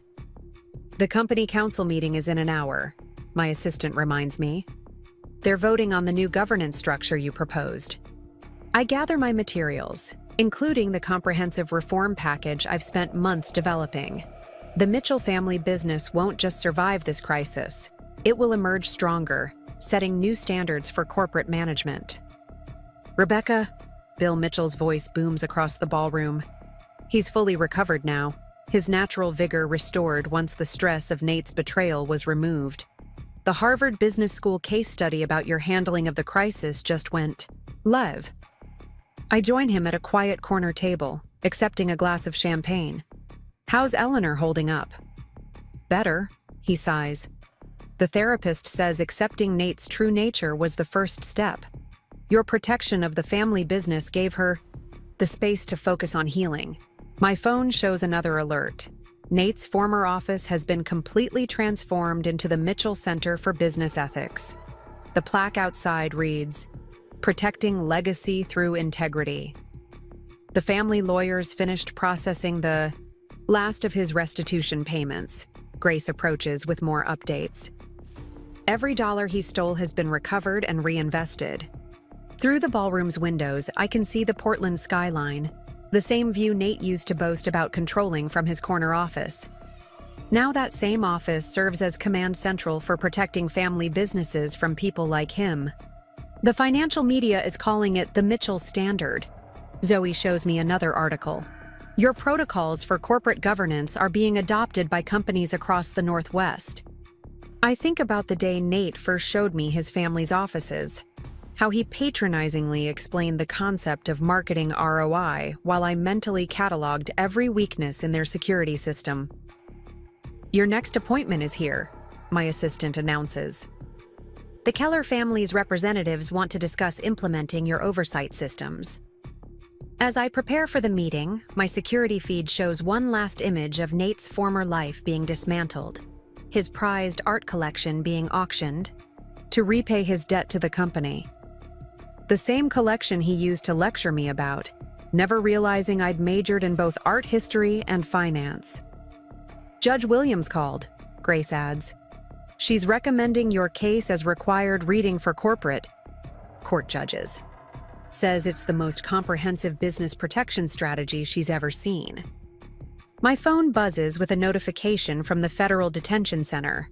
Nate has requested permission to enroll in online financial management courses. "Trying to understand where I went wrong," his note reads. "Should we tell him about the Foundation's new educational program?" Zoe asks. "The one teaching business heirs how to detect and prevent internal fraud?" "Let him figure it out," I reply, straightening my tailored blazer. He always said he learned best through experience. Eleanor joins us, elegant as ever in her role as family matriarch. "The Holiday Gala Committee has a suggestion. They want to honor you as guardian of legacy." I shake my head, remembering all the galas where Nate paraded me around like an accessory. No honors, the secured business speaks for itself. Through my phone, I watch various scenes unfold across the city. Federal investigators using my case to train new financial crime specialists. Business schools teaching the Mitchell case as a master class in corporate protection. Society columnists speculating about Nate's life behind bars. Financial advisors studying my oversight protocols. "One last thing," Zoe calls out as I head to my next meeting. "Nate's old social club is reopening their membership wait list. Care to submit his replacement's name?" I smile, thinking of all the times he used that club to impress his mistresses, flaunting the wealth he was secretly stealing. I have a better idea. Let's turn it into another foundation office. Something about financial literacy for future generations. The afternoon sun streams through the hotel's windows, catching the diamond on my left hand. Not my engagement ring from Nate, but my grandmother's ring, a symbol of true family legacy. On my desk, the latest company reports show growth that would have been impossible under Nate's manipulation. "Mrs. Mitchell," my assistant interrupts gently, "the Wall Street Journal is here for your interview about transforming corporate governance." I gather my thoughts, remembering every step of this journey.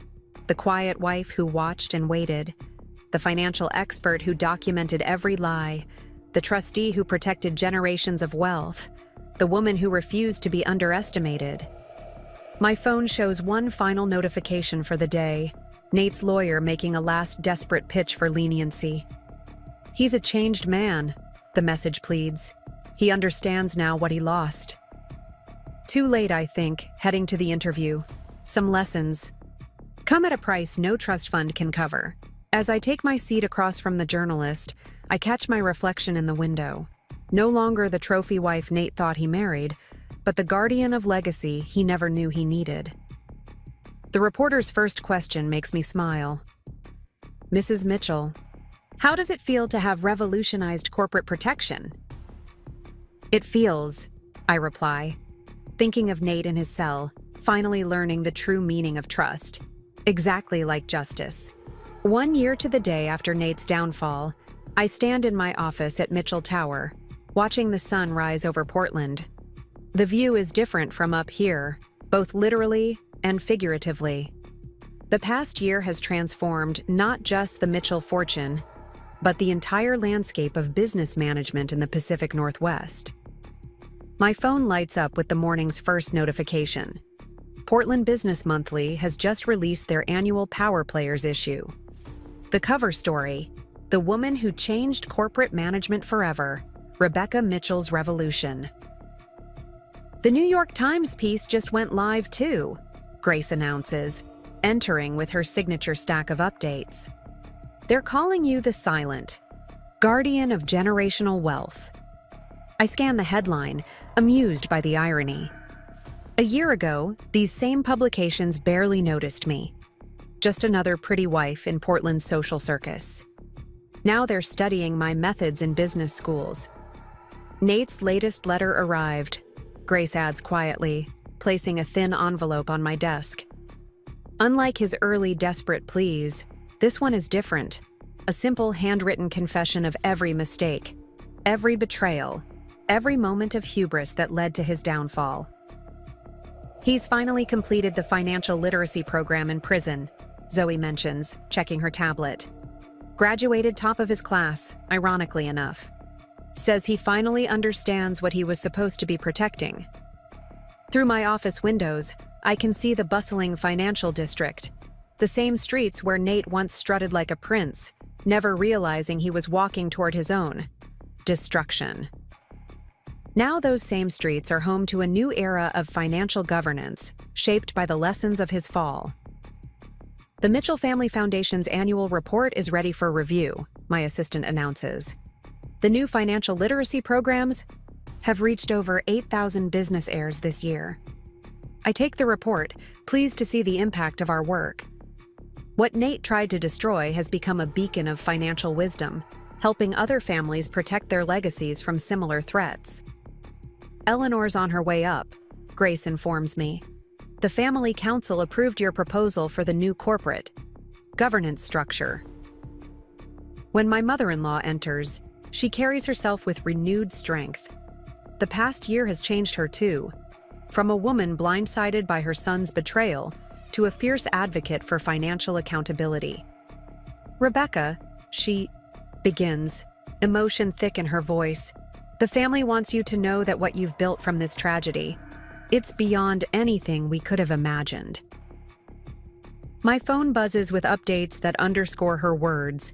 5 more financial institutions adopting the Mitchell protocols, 3 international banking conferences requesting keynote speeches, 1.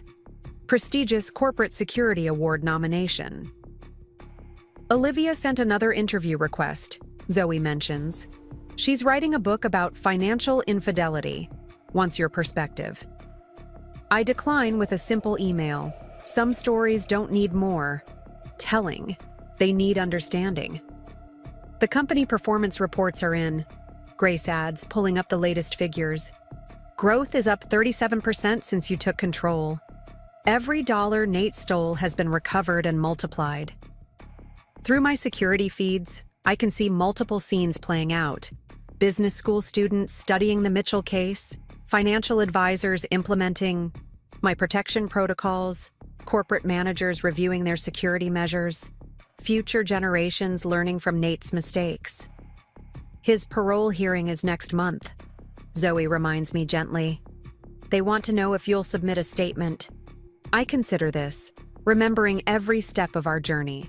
The quiet wife who watched and learned, the expert who documented every lie, the guardian who protected a legacy, the woman who refused to be underestimated. Send them this, I decide, pulling up the company's latest performance report. Let the numbers speak for themselves. Eleanor touches my arm gently. He asks about you, in his letters. Says he finally understands what he had. Not just the money, but the trust. Some lessons, I reply, watching a new class of financial advisors enter the Mitchell Center for Business Ethics below. Come too late to change the past, but early enough to protect the future. My phone shows one final update. Nate's old office has been completely transformed into a state-of-the-art financial security center. The plaque outside reads, "Protecting Tomorrow's Legacy Today." The next generation of Mitchells starts their financial education program tomorrow, Zoe reminds me. Would you like to speak to them? I think about these children, Nate's nieces and nephews, the future of the family he betrayed. Thanks to our new protocols, they'll grow up understanding not just the privilege of wealth, but the responsibility of legacy. Tell them the truth, I decide, about trust, betrayal, and the price of underestimating those we dismiss. As the sun sets on another day in Portland's financial district, I stand at my office window holding Nate's final letter. In it, he finally asks the question that took him a fortune and his freedom to understand. How did I not see who you really were? The answer, of course, was simple. He never looked past his own reflection. My phone shows one last notification. The Mitchell family business has just been named a gold standard in corporate governance. The legacy Nate tried to destroy has emerged stronger, wiser, and more secure than ever. Mrs. Mitchell, my assistant calls out, they're ready for you in the boardroom. The next generation is waiting. I gather my materials, preparing to teach tomorrow's leaders the lessons learned from yesterday's mistakes. Through the window, Portland glitters like the fortune I protected. Beautiful, powerful, and worth every moment of patient waiting. As I head to the boardroom, I pass the wall of Mitchell family photos. Nate's portrait has been replaced by something more meaningful. A simple plaque that reads, "True wealth lies not in what we possess, but in what we protect." Some must learn this lesson through loss. Others are chosen to teach it through strength. In the end, Nate got exactly what he deserved. Time to contemplate the true cost of underestimating a woman he thought he could control. And I got what I earned. A legacy protected, a family restored, and a future secured by the quiet power of patient justice. The story of the Mitchell business will be told for generations, not as a tragedy of betrayal, but as a testament to the strength that lies in being underestimated. And somewhere in a federal prison cell, Nate finally understands the most expensive lesson of his life. Sometimes the quietest person in the room is the one you should have feared the most. As I enter the grand auditorium of Portland State University's business school, the room falls silent. 300 eager faces turn toward me, notebooks open, recording devices ready. Today's lecture has been sold out for weeks, with even faculty members standing at the back of the hall. Welcome to our distinguished speaker series.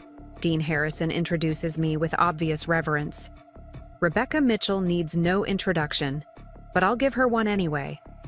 Architect of the Mitchell Standard, guardian of one of Oregon's most prominent family businesses, and the woman who single-handedly transformed how we think about corporate protection. Ladies and gentlemen, Rebecca Mitchell. The applause is thunderous as I take my place at the podium. 500 miles away, in a federal prison classroom, Nate watches this live stream as part of his financial rehabilitation program. His counselor thought it would be instructive. I can only imagine his face as he watches his former wife address the elite of the business world. "Thank you, Dean Harrison," I begin, my voice carrying clearly through the hall. "Today I want to discuss something rarely acknowledged in business education: the danger of misplaced trust and the power of strategic patience." For the next hour, I walk these future business leaders through the anatomy of betrayal and protection, careful to never mention Nate by name. The Mitchell case study is famous enough that I don't need to spell it out. I watch understanding dawn in their eyes as they connect theoretical principles to the very real drama that played out in Portland's business community. The fundamental mistake, I explain, approaching my conclusion, wasn't the embezzlement itself. Financial crimes happen everywhere. The critical error was underestimating someone based on superficial assessments, believing that beauty precluded intelligence, that compliance indicated weakness, that silence meant ignorance. In the front row, a young woman's hand shoots up. "Mrs. Mitchell, what would you say was the most important factor in your success? The financial expertise or the patience to wait for the perfect moment?" I smile, thinking of those long nights documenting every transaction, every lie. "Neither," I reply. "It was the absolute certainty that justice would eventually prevail. When you know you're right, truly right, you can afford to wait for the perfect checkmate." After the lecture, Dean Harrison hosts a small reception in the faculty lounge. Business leaders from across the state mingle with professors and selected students, all eager for a moment of my time. "The Mitchell Foundation scholarship has changed my life," a young woman tells me, her eyes bright with emotion. "I'm the first in my family to attend college. Your financial literacy program helped my parents understand how to manage my educational fund." These are the moments that matter most, the real impact of what rose from the ashes of Nate's betrayal. Not fame or accolades, but tangible change in people's lives. My phone vibrates discreetly. Grace's message is simple. He watched the entire lecture. His counselor reports he was visibly affected. Good, I think. Education was always what Nate needed most. As the reception winds down, Dean Harrison approaches with the university president. "Mrs. Mitchell, we'd like to discuss the possibility of establishing a permanent Mitchell Center for Corporate Ethics here at PSU. Your foundation's work aligns perfectly with our mission." "Send the proposal to my office," I reply. "I'm always interested in expanding educational opportunities." On the drive back to Mitchell Tower, I watch Portland pass by outside my window. The city has changed in the year since the scandal broke, or perhaps I simply see it differently now. Every building, every business represents stories untold, legacies either protected or vulnerable. The International Business Ethics Conference called again, Zoe informs me from the front seat. "They're offering to name their keynote address after you if you'll commit to a 5-year appearance schedule." "Tell them I'll consider it," I reply, watching a young couple window shopping outside the very jewelry store where Nate purchased Olivia's necklace. But I prefer to maintain flexibility. Back at Mitchell Tower, Eleanor waits in my office, elegant as ever in a tailored suit that matches her new role as foundation chairwoman. "The family council meeting went perfectly," she announces. "The expansion into sustainable investment was approved unanimously." I smile. Remember how Nate had scoffed at my suggestions about environmental responsibility? Too soft, he'd called it. Now the Mitchell Sustainable Portfolio outperforms all our traditional investments. Bill asked me to give you this, Eleanor adds, placing a small box on my desk. Inside rests a key, small, antique, and instantly recognizable to anyone in the Mitchell family. The key to the founder's desk, I whisper, genuinely moved.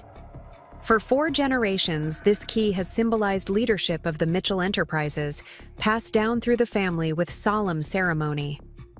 Bill says it belongs to you now, Eleanor explains, her eyes moist. Not as Nathan's wife, but as the true guardian of everything Edward Mitchell built when he founded the company in 1937. I close my fingers around the key, feeling the weight of its history and meaning. There's something else, Eleanor continues, her voice hesitant. Nathan's counselor contacted us. Part of his rehabilitation involves making amends where possible. He's asked permission to write you a formal apology, not asking for forgiveness, just acknowledging the harm he caused.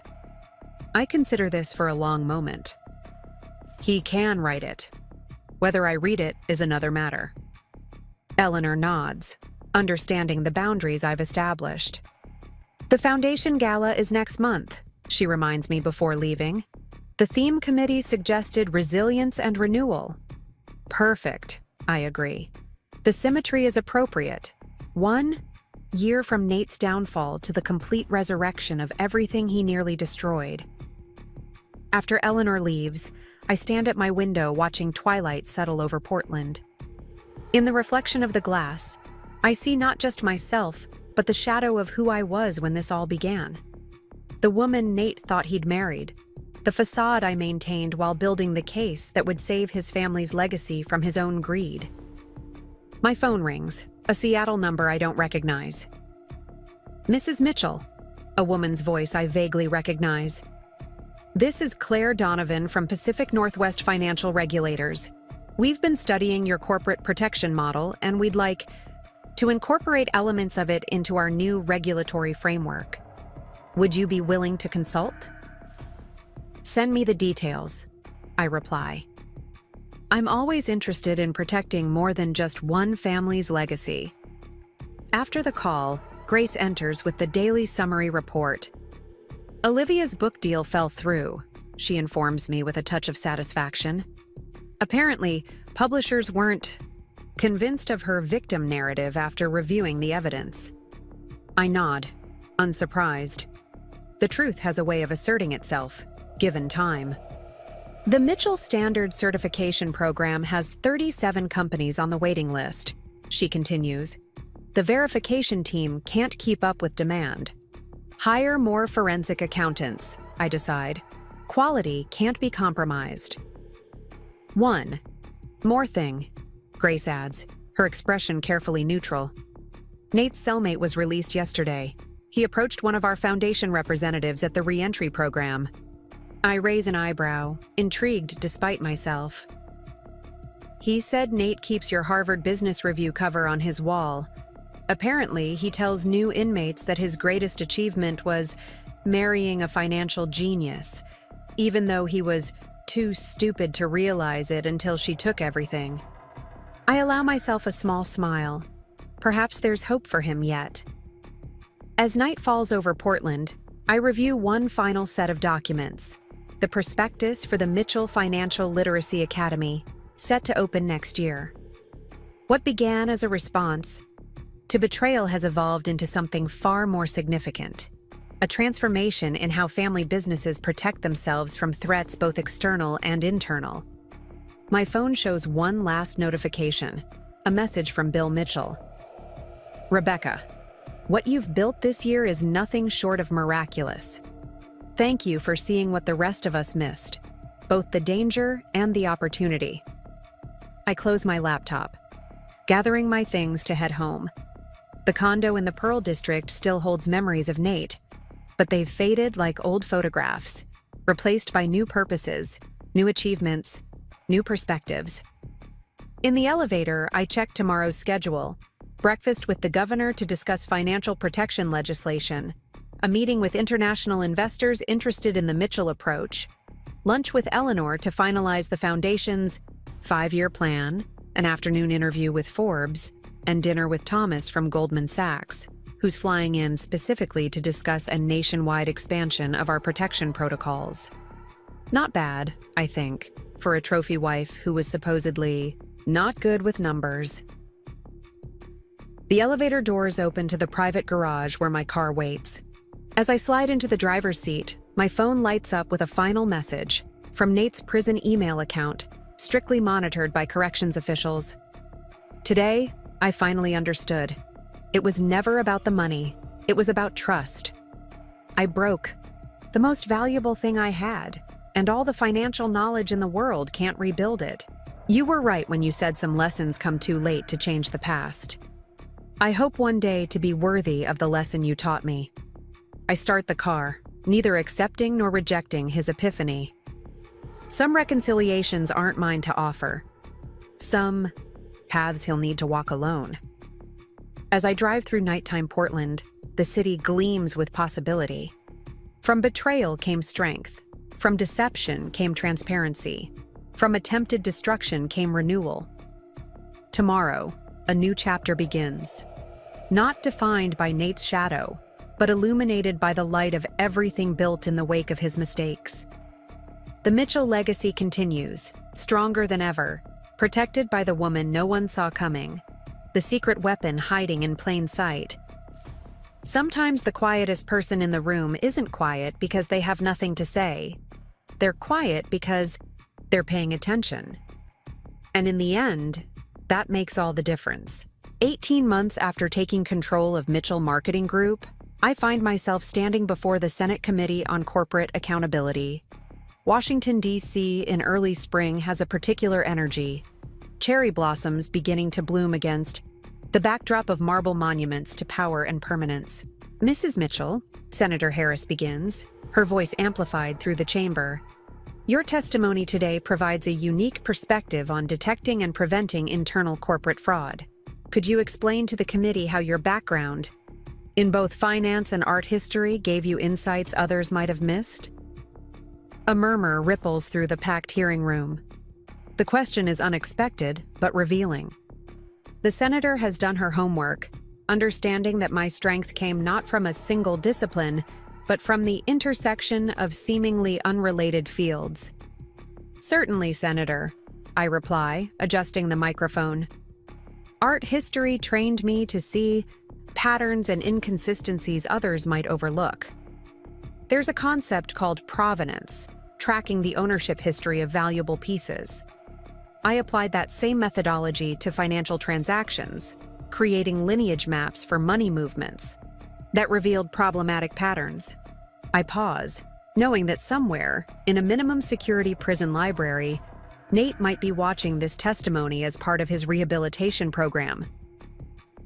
When you study portraiture, I continue, you learn that what's most revealing isn't what the subject wants you to see, but what they unconsciously display. The same principle applies to financial manipulation. The transactions someone tries to hide often tell a more honest story than the ones they showcase. For the next 2 hours, I walk the committee through the Mitchell methodology, now being implemented in corporations across America. The questions are probing, substantive, respectful. No one in this room sees me as a trophy wife who got lucky.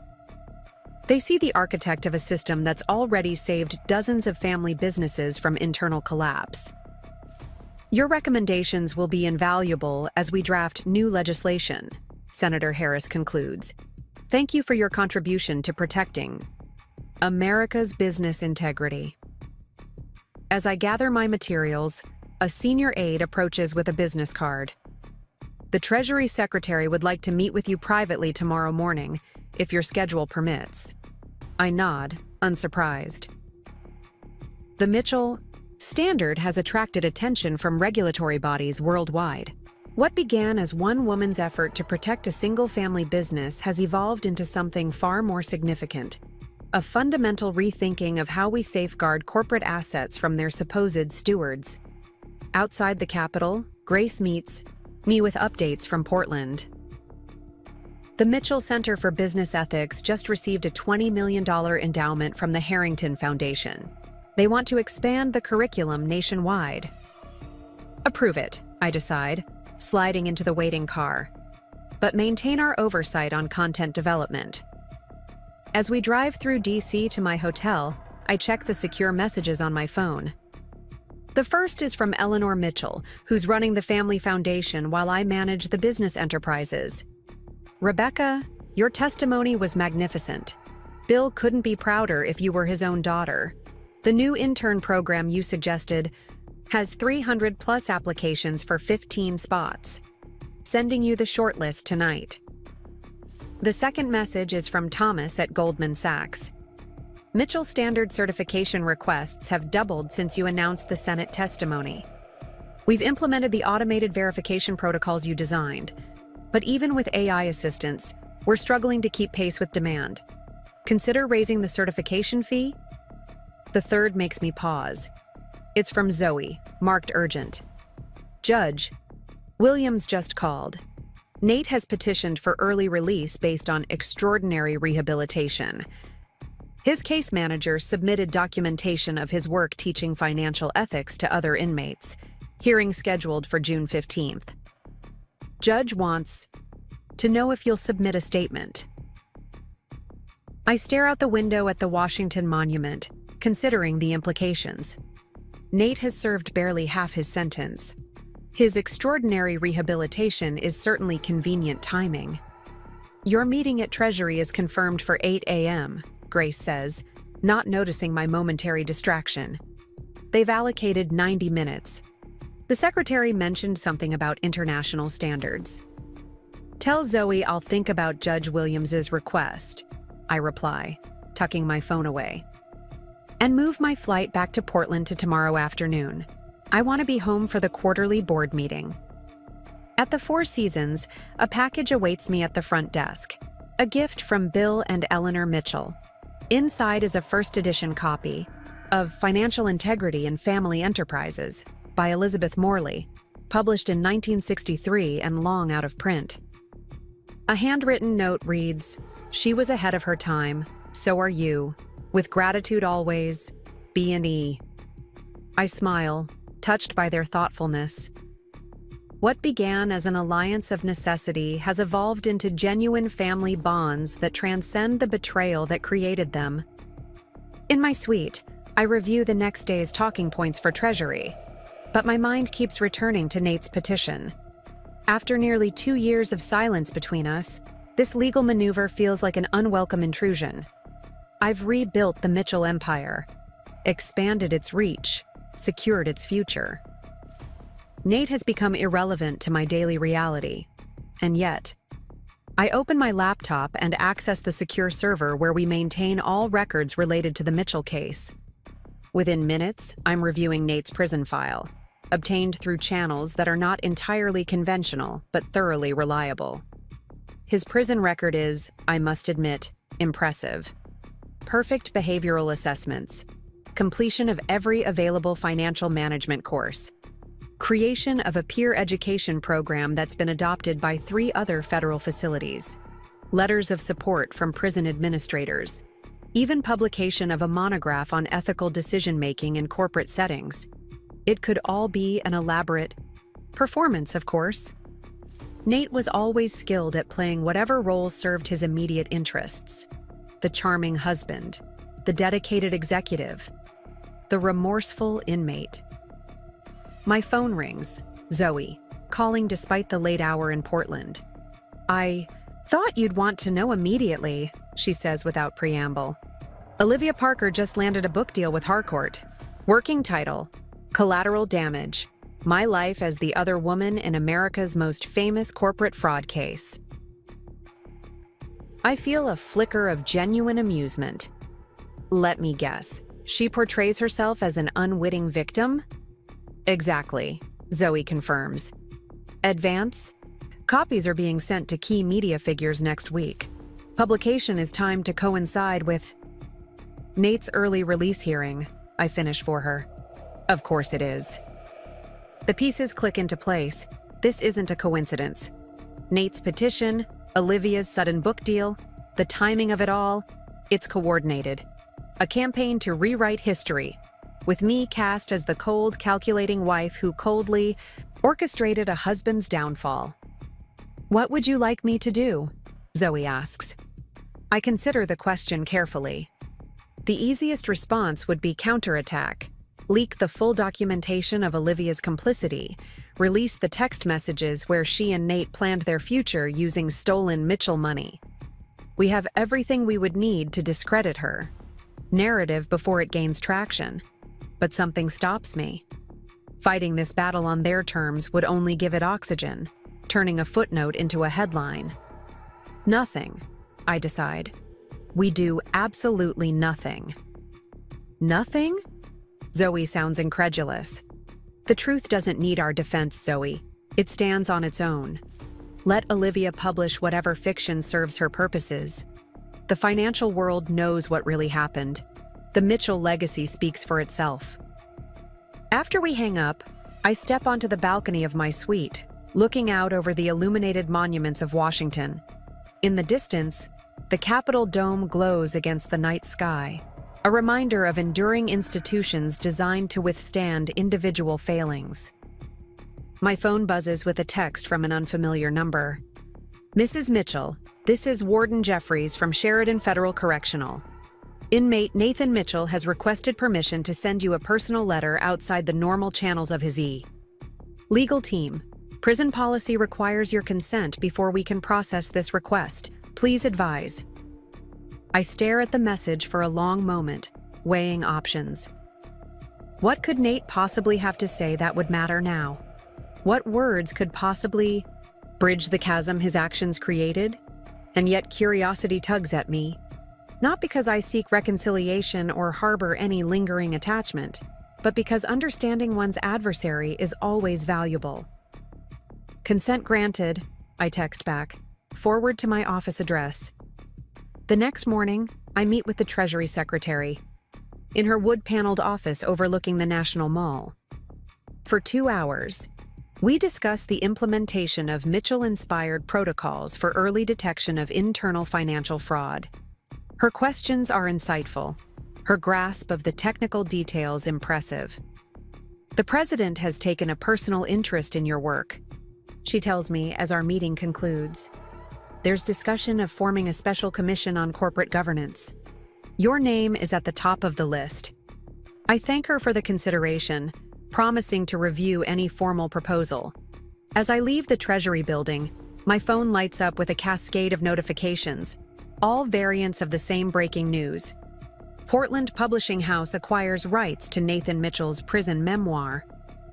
Convicted fraudster, Nathan Mitchell to tell his side of famous case. Dueling narratives, both Nathan Mitchell and former Mistress Olivia Parker sign book deals. I scroll through the headlines with mild interest as my driver navigates through DC traffic toward Reagan National Airport. The timing confirms my suspicion. This is orchestrated, a coordinated attempt to reshape the narrative before Nate's release hearing. Grace calls as I'm boarding the flight to Portland. The publisher reached out to our office, she informs me. They're requesting comment for the press release about Nate's book. "What's the working title?" I ask, settling into my first-class seat. "Blind Spots: My Journey from Privilege to Prison." I can't help but laugh. Even now, Nate can't. Resist a marketing-friendly title with a catchy alliteration. "Tell them we have no comment," I instruct Grace. "And inform Judge Williams that I will indeed submit a statement regarding Nate's release petition, but not until I've had the opportunity to review all relevant materials." The flight back to Portland gives me 5 hours of uninterrupted time to consider my strategy. By the time we land, I've made my decision. Mitchell Tower gleams in the afternoon sunlight as my car pulls into the private garage. The building has been renamed since I took control, no longer the Mitchell Marketing Building, but something more encompassing, reflective of the company's expanded mission. In my office, I find Eleanor waiting, concern evident in her expression. "You've seen the news about Nathan's book," she says. It's not a question. "And Olivia's," I confirm, setting down my briefcase. "I assume Bill knows as well?" Eleanor nods. He's furious, wants to issue a cease and desist, claims Nathan signed confidentiality agreements when he joined the company. The agreements? Wouldn't cover personal memoirs, I remind her gently, and attempting to block publication would only generate publicity they couldn't otherwise afford. So we do nothing? Eleanor asks, echoing Zoe's incredulity from the night before. No, I correct her. We don't react. There's a difference. Reaction comes from emotion. Our approach will be strategic, as always. The quarterly board meeting proceeds without any mention of Nate's book deal or release petition. I present the company's performance figures, another record-breaking quarter, and outline my vision for expansion into emerging markets. The board's approval is unanimous, their confidence in my leadership absolute. Afterward, Bill Mitchell pulls me aside. "Rebecca," he begins, his voice low, "there's something you should know. Nathan tried to contact me last month, sent a letter through his attorney. This is unexpected. What did he want?" "To apologize," Bill says simply, "and to ask for my blessing to reach out to you directly. I told him that wasn't my decision to make." I absorbed this information, adding it to the emerging pattern. The petition for early release, the memoir, the request to contact me, the letter being processed by the prison warden, all pieces of a larger strategy. "Thank you for telling me," I reply, squeezing Bill's hand, "and for respecting my boundaries." That evening, alone in the penthouse that once represented Nate's vision of success, I review the day's developments. The Mitchell business is thriving, beyond anyone's expectations. The Foundation's educational programs are transforming financial literacy nationwide. My professional reputation has reached heights Nate could only have dreamed of. And yet, I can't deny a certain symmetry to the situation. Just as I once patiently documented Nate's betrayal while he remained oblivious, I now sense him methodically building some kind of case. For what exactly, I'm not yet certain. My phone chimes with a secure message from Judge Williams. "Mrs. Mitchell, I've reviewed the materials submitted in support of Nathan Mitchell's petition for early release. Before scheduling the hearing, I wanted to alert you to one particular document. Nathan has submitted a comprehensive restitution plan that goes beyond his court-ordered obligations. The plan includes voluntary surrender of certain assets previously excluded from the settlement, including intellectual property rights from his upcoming memoir. Thought you should know before this becomes public." I read the message twice, trying to reconcile this information with my understanding of Nate's character. Voluntary surrender of assets, including book proceeds? It doesn't align with the man I knew, the man who prioritized personal gain above all else. Unless this isn't about money at all. The realization hits me with unexpected force. Nate isn't orchestrating a financial strategy. He's attempting something far more ambitious: moral rehabilitation. Not just in appearance, but in substance. The memoir, the educational programs in prison, the additional restitution. Even Olivia's book might serve his purposes, portraying him as the villain who's genuinely reformed while she remains self-justifying. It's exactly the kind of narrative redemption arc a marketing expert would design. The question becomes, is it genuine? And more importantly, does it matter? The next morning, Nate's letter arrives via courier. The envelope bears the prison stamp and Warden Jeffrey's signature confirming it passed security protocols. Inside is a single page of prison stationery, covered in Nate's distinctive handwriting. "Rebecca, I won't insult your intelligence by asking for forgiveness." Some betrayals transcend forgiveness. They simply become part of the permanent record of who we were at our worst moments. I write not to change your opinion of me, but to acknowledge a truth I've finally understood. You weren't just right about what I did. You were right about who I was. The financial rehabilitation programs here focus on practical skills, understanding ethical boundaries, recognizing destructive patterns, implementing compliance protocols. But my real education came from watching you transform what I nearly destroyed. The Mitchell Standard is being taught here as a case study in corporate protection. During these sessions, I sit silently while other inmates analyze my failures and your solutions. They don't know the architect of this brilliant methodology was the same woman I once patronizingly explained profit margins to at dinner parties. I've requested early release not because I believe I deserve it, but because I've developed an ethics curriculum specifically for family business heirs that my supervisors believe could prevent others from following my path. If released, I would deliver this program through nonprofit organizations, with all proceeds directed to restitution funds for victims of financial crimes. I expect nothing from you. Not acknowledgement, not forgiveness, certainly not support. I simply wanted you to hear directly from me before the public narratives begin to circulate. What you built from the wreckage I created is extraordinary. Whatever happens with my petition, that truth remains unchanged. Nathan. I fold the letter carefully, returning it to its envelope. The words are right. The tone is right. It's exactly what a genuinely reformed man would write. It's also exactly what an expert manipulator would craft. I set the letter aside and turn to my computer, pulling up the proprietary analytics dashboard that tracks all Mitchell-related media and financial data. With a few clicks, I activate our most sophisticated sentiment analysis tools, directing them toward any mention of Nate or Olivia's upcoming books. Mrs. Mitchell, my assistant's voice comes through the intercom. Ms. Kim and Ms. Thompson are here for your 9 o'clock. Grace and Zoe enter my office, both carrying tablets loaded with the morning's updates. The warden confirmed you received Nathan's letter, Grace begins. I nod, not elaborating. Early media response to the book announcements is starting to appear, Zoe reports. Financial outlets are approaching it cautiously. Social media is more divided, some portraying Nathan as a reformed sinner, others speculating this is his most sophisticated con yet. And the Mitchell Standard certifications? I ask. Unaffected. Grace confirms. If anything, application rates have increased since yesterday's announcement. Senator Harris called, my assistant interrupts via intercom. She says it's time sensitive.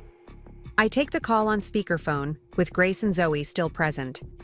Mrs. Mitchell, the senator begins, I wanted to give you advance notice. The corporate accountability legislation we discussed is being fast-tracked. The announcement is scheduled for tomorrow morning, and we'd like you to be present at the Capitol for the press conference. I appreciate the invitation, Senator, but I have commitments here in Portland that can't be rescheduled. We anticipated that possibility, Senator Harris replies smoothly. The committee is prepared to announce that a key provision, the mandatory implementation of fraud detection protocols for all publicly traded companies, will be named the Mitchell Provision in recognition of your contributions. We're also prepared to hold a separate announcement in Portland next week, if that would be more convenient. I hesitate, suddenly understanding the leverage being offered.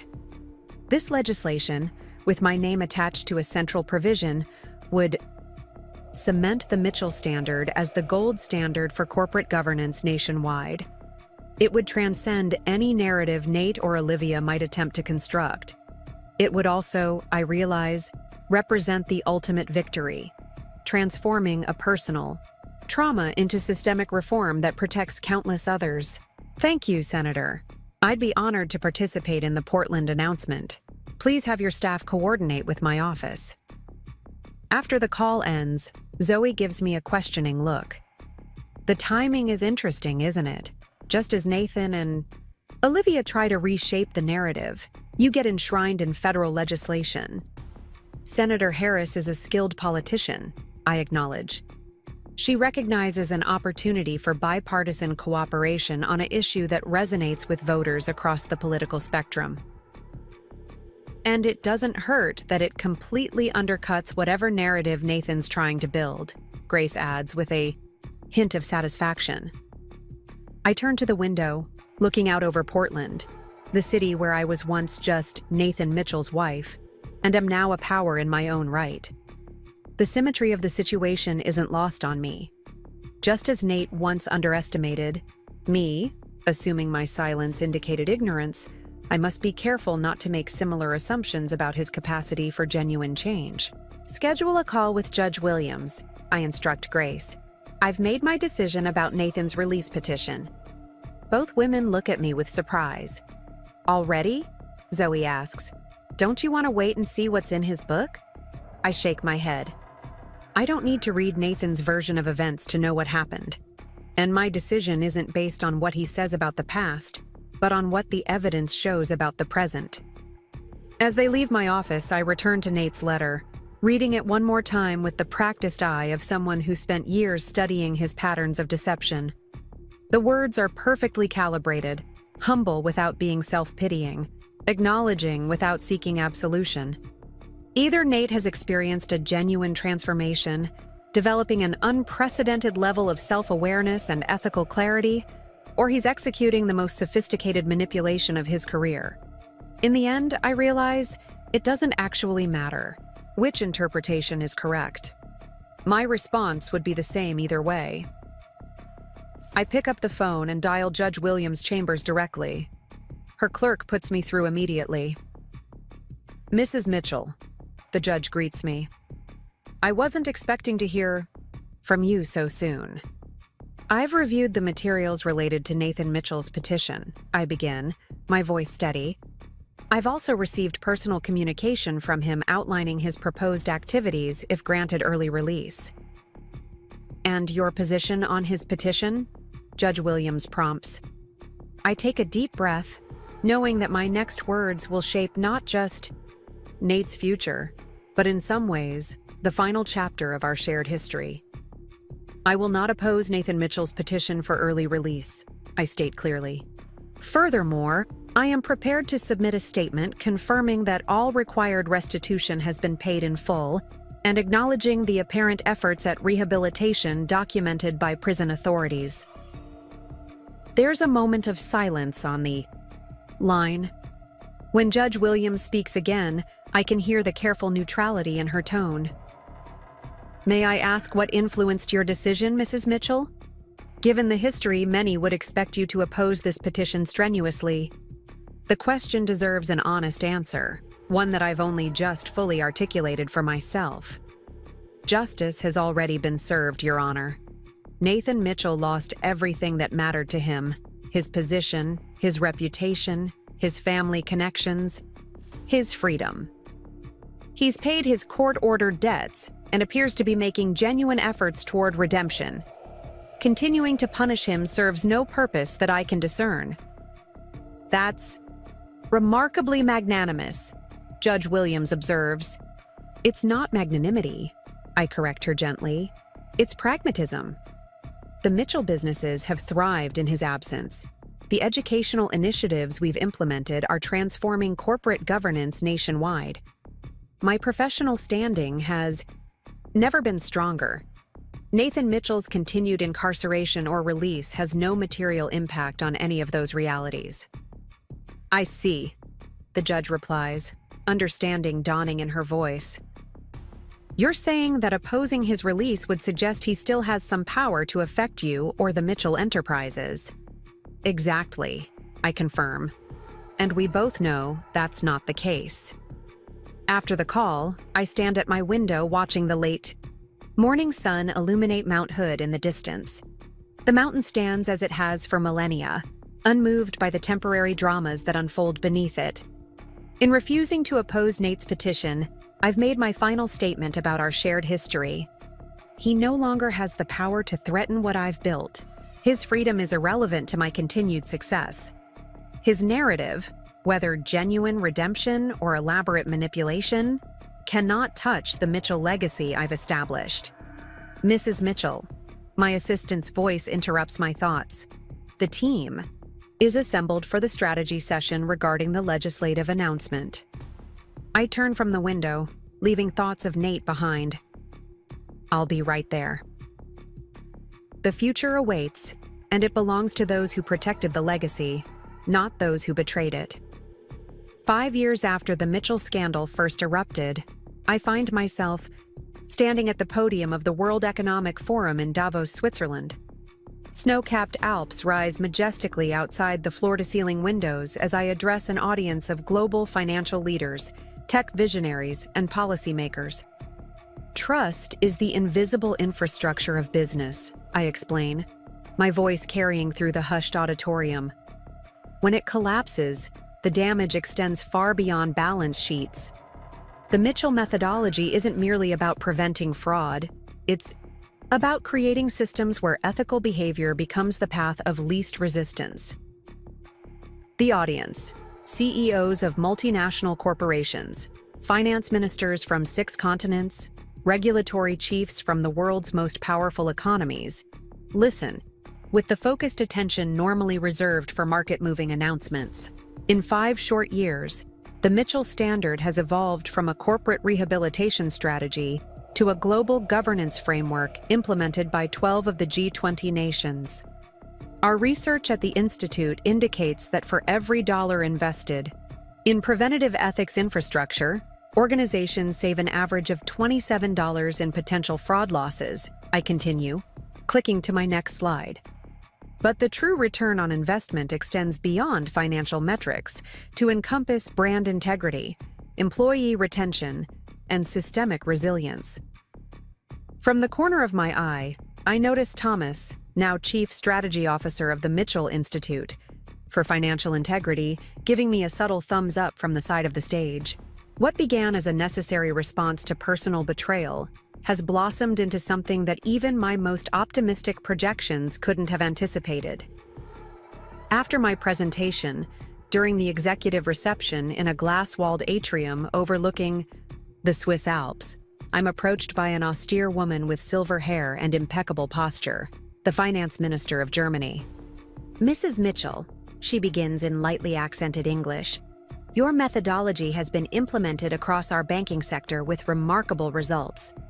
The Chancellor has asked if you would consider consulting on our national financial resilience framework."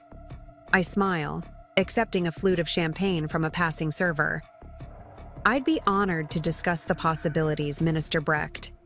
The Mitchell Institute has developed specialized protocols for federal implementation that might align with your objectives." As we discuss potential collaboration, I catch a glimpse of a familiar profile across the crowded reception. Nate, deep in conversation with a small group of academics. His position at INSEAD has evidently earned him entree to this exclusive gathering, though he occupies a much different stratum of influence than the one he once presumed would be his birthright. Minister Brecht follows my glance. "You know Professor Mitchell?" she asks. "We have history," I reply neutrally. "His ethics curriculum at INSEAD has garnered significant attention," she observes. "Our banking regulatory authority has incorporated elements of his rehabilitative framework into our compliance training. Quite a remarkable redemption story." I nod politely, neither confirming nor contradicting her assessment. Nate's professional rehabilitation appears genuine, though I maintain a healthy skepticism born of intimate knowledge of his former capacity for deception.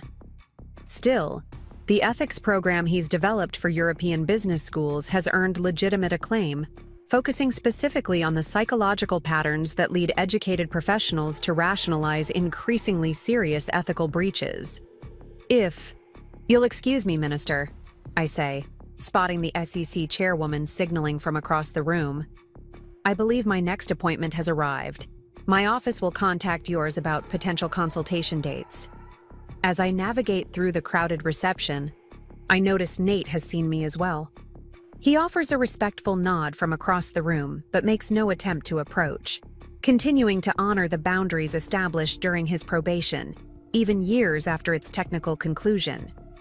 It's one of many indicators suggesting his reformation might be substantive rather than merely strategic. The remainder of the Davos conference unfolds in a whirlwind of high-level meetings, panel discussions, and strategic negotiations. The Mitchell Institute's methodology is being incorporated into the Basel IV banking regulations, while our educational framework is being adopted by business schools across 6 continents. What began as one woman's effort to protect a single family business has evolved into a global movement reshaping how financial integrity is conceptualized and implemented. On the final evening of the conference, a private dinner is held for the principal architects of the new international financial ethics framework.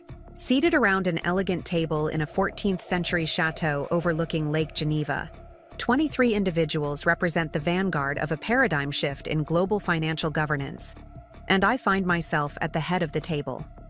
"A toast," offers the IMF managing director, raising her glass, "to Rebecca Mitchell, whose personal courage transformed individual betrayal into institutional protection for us all." Glasses clink as murmurs of agreement circle the table. In this rarefied atmosphere, among the most sophisticated financial minds of our generation, my journey from underestimated trophy wife to architectural visionary feels complete. Later that evening, returning to my suite at the Alpinagstad, I find an unmarked envelope that has been slipped under my door. Inside is a handwritten note on insaid stationery. "Rebecca, I observed your Davos keynote from the academic section. Your evolution of the Mitchell Standard into a comprehensive governance framework represents precisely the kind of systemic protection that might have prevented my own ethical collapse. The preventative architecture you've designed isn't merely impressive, it's transformative. You've created something that will protect countless organizations from people like the man I was. What you've built transcends our shared history and stands as a legacy that will outlive us both. Respectfully, Nathan." I study the note, searching for hidden agendas or manipulative undertones, but find only straightforward professional acknowledgement. 5 years ago, such a message would have triggered suspicion or resentment. Now it registers as a minor footnote in a journey that has long since transcended its catalytic betrayal. I set the note aside and open my laptop to review the next day's commitments before sleep claims me. An email from Eleanor Mitchell awaits, with photographs, attached of the Mitchell Institute's Portland campus expansion. The institute now occupies an entire city block downtown, its architecture an embodiment of its principles, transparent, structurally sound, forward-looking yet grounded in timeless values. "The East Wing construction is ahead of schedule," Eleanor writes. "Bill insisted on touring the site yesterday despite the weather, and declared it exactly what Edward would have wanted. The Family Council approved your international expansion proposal unanimously. London and Singapore facilities will break ground next quarter." I smile, touched by Bill's reference to his grandfather Edward, the Mitchell family patriarch whose legacy I've not only protected but expanded beyond anything he might have imagined. The Mitchell name, which might have been irreparably tarnished by Nate's betrayal, now stands as a global synonym for financial integrity, a transformation few would have thought possible 5 years ago. A text message illuminates my phone. Zoe checking in from Portland, where she now serves as Chief Operating Officer of the Mitchell Foundation. "Singapore Sovereign Wealth Fund meeting confirmed for next month. They want to implement the Mitchell Standard across their entire portfolio. Also, the FBI Financial Crimes Division has requested additional training sessions for their investigative teams. Apparently, our certification is becoming standard evidence in federal fraud prosecutions." The Mitchell certification, a rigorous evaluation process I developed to verify corporate governance integrity, has become the gold standard for businesses seeking to demonstrate their commitment to ethical practices. What began as a responsive strategy to one man's betrayal has evolved into a proactive framework embraced by forward-thinking organizations worldwide. I reply to Zoe's message, confirming both engagements, then prepare for bed, my mind already mapping tomorrow's strategic possibilities. The Mitchell methodology has been nominated for the Nobel Memorial Prize in Economic Sciences, recognition that would cement its academic credibility and accelerate its global implementation. As I drift towards sleep in my luxurious Swiss hotel suite, I reflect on the unlikely journey that brought me here. From the wife who discovered betrayal to the strategist who documented it. From the trustee who protected a legacy to the visionary who transformed it. From the woman who was underestimated to the leader who is now revered. The symmetry feels profound, the circle complete. Nate's greatest mistake wasn't the financial crimes he committed or even the trust he betrayed. It was his fundamental failure to see the person right in front of him, to recognize that the woman he considered merely decorative possessed the intelligence and determination to not only uncover his deception, but to build something extraordinary from its aftermath. Morning brings crystalline alpine clarity and a schedule packed with final conference commitments. As I prepare for the day, my phone rings with an unexpected caller ID. Judge Williams, now retired from the bench but serving on the Mitchell Institute's Ethics Advisory Board. "Rebecca," she begins without preamble, "I thought you should hear this directly from me." NPR is running a special investigative series on financial rehabilitation. They've chosen Nathan as one of their primary case studies. I pause in the act of selecting earrings, processing this information. Did he agree to participate? Apparently so, Judge Williams confirms. The focus is on his ethics curriculum and its impact on recidivism rates among white-collar offenders. The producer contacted me for background context on his case. I wanted to ensure you weren't blindsided. Thank you for the heads up, I reply, appreciating her consideration. It's been 5 years. Nathan's story is his to tell, as mine is mine. That's a remarkably generous perspective, Judge Williams observes. Not generosity, I correct her gently. Pragmatism. The Mitchell Standard has transcended its origins. Its value stands independent of the personal circumstances that inspired its creation. After we disconnect, I complete my preparations for the day's events with practiced efficiency. The final Davos session, a high-level roundtable on implementing ethical frameworks across emerging markets, requires focused attention, yet I find my thoughts drifting periodically to Judge Williams' news. Nate sharing his rehabilitation story publicly represents a significant shift from the private atonement he's pursued since his release. The timing, coinciding with the Mitchell Standard's Nobel nomination and global expansion, seems unlikely to be coincidental. Yet I find myself strangely unbothered by this development. 5 years ago, such public revisiting of our shared history would have felt like an invasion, an unwelcome reopening of carefully closed wounds. Now it registers as merely another data point in the continuing evolution of a narrative that has, long since outgrown its original dimensions. The roundtable concludes successfully, with 15 finance ministers committing to implement Mitchell certification processes within their regulatory frameworks. As I gather my materials, I'm approached by a distinguished African woman whose badge identifies her as the central bank governor of Kenya. "Mrs. Mitchell," she begins warmly, "your keynote resonated deeply with our national experience. We've witnessed how financial betrayal can devastate not just families, but entire communities. I believe your methodology could be adapted to address some of our specific challenges with corruption and development funding. I'd be very interested in exploring that application," I reply, genuinely intrigued by this potential expansion of the Mitchell framework. The Institute has been developing protocols for adapting our standards to diverse cultural and economic contexts. "Perhaps you would consider visiting Nairobi to consult directly," she suggests. "We're hosting an African Union Summit on financial governance next quarter." I agree to explore the possibility, mentally adding it to the growing list of international implementation opportunities. The Mitchell Standard, born from personal betrayal in Portland, Oregon, is now being embraced as a solution to financial governance challenges from Switzerland to Kenya, Singapore to Brazil. As my car navigates the winding road from Davos to Zurich International Airport, I review the conference outcomes on my tablet.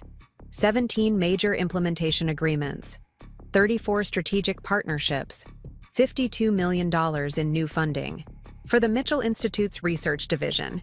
By any objective measure, an extraordinary success.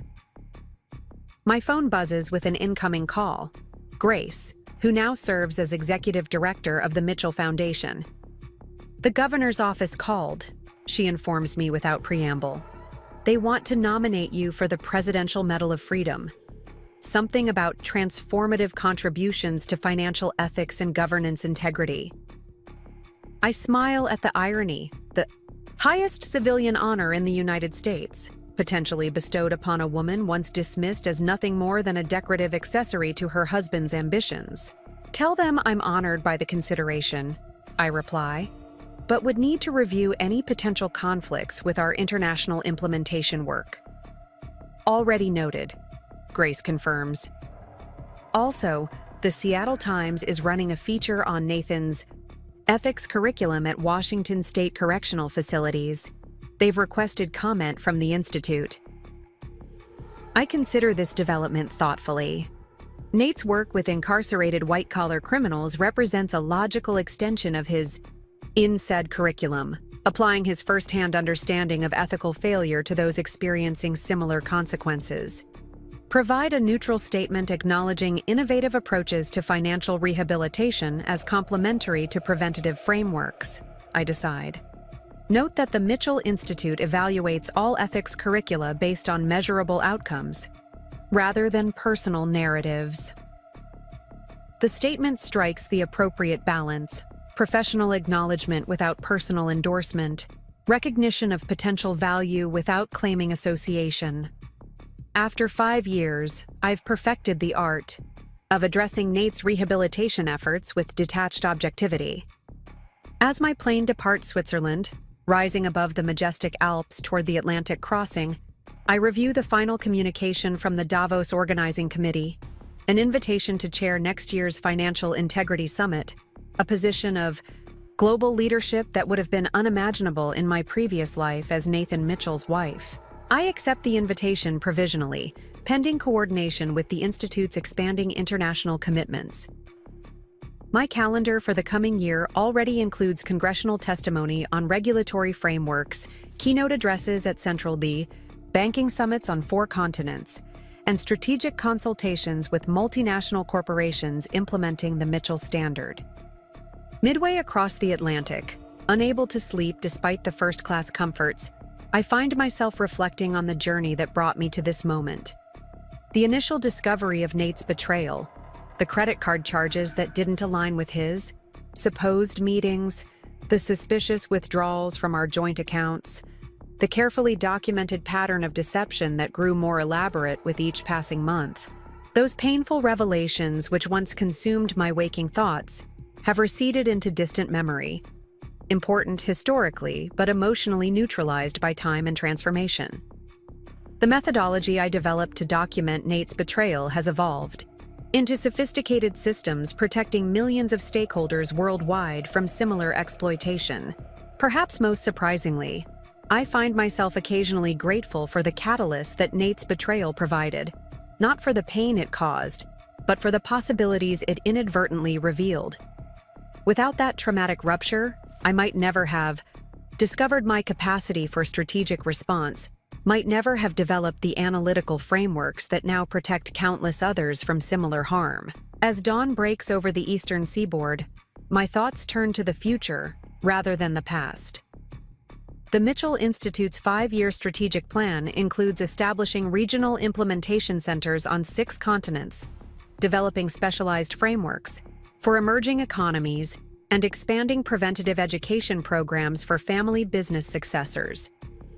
The scope of this vision, global, multi-generational, systemically transformative, stands in stark contrast to the narrow self-interest that motivated Nate's original betrayal.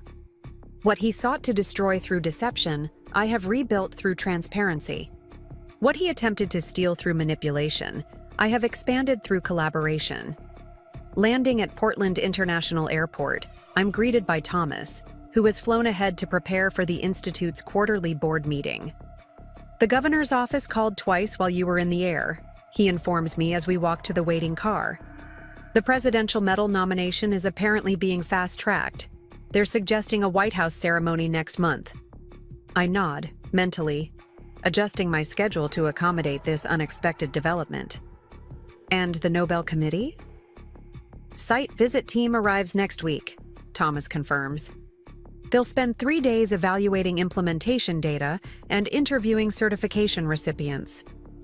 The car navigates smoothly through Portland's familiar streets, past the downtown financial district where the Mitchell scandal first erupted, past the courthouse where Nate's case was adjudicated, past the luxury condos where I once played the role of unsuspecting wife while methodically documenting his betrayal. These landmarks, which once carried such emotional charge, now register as merely geographic waypoints in a journey that has expanded far beyond its origin point.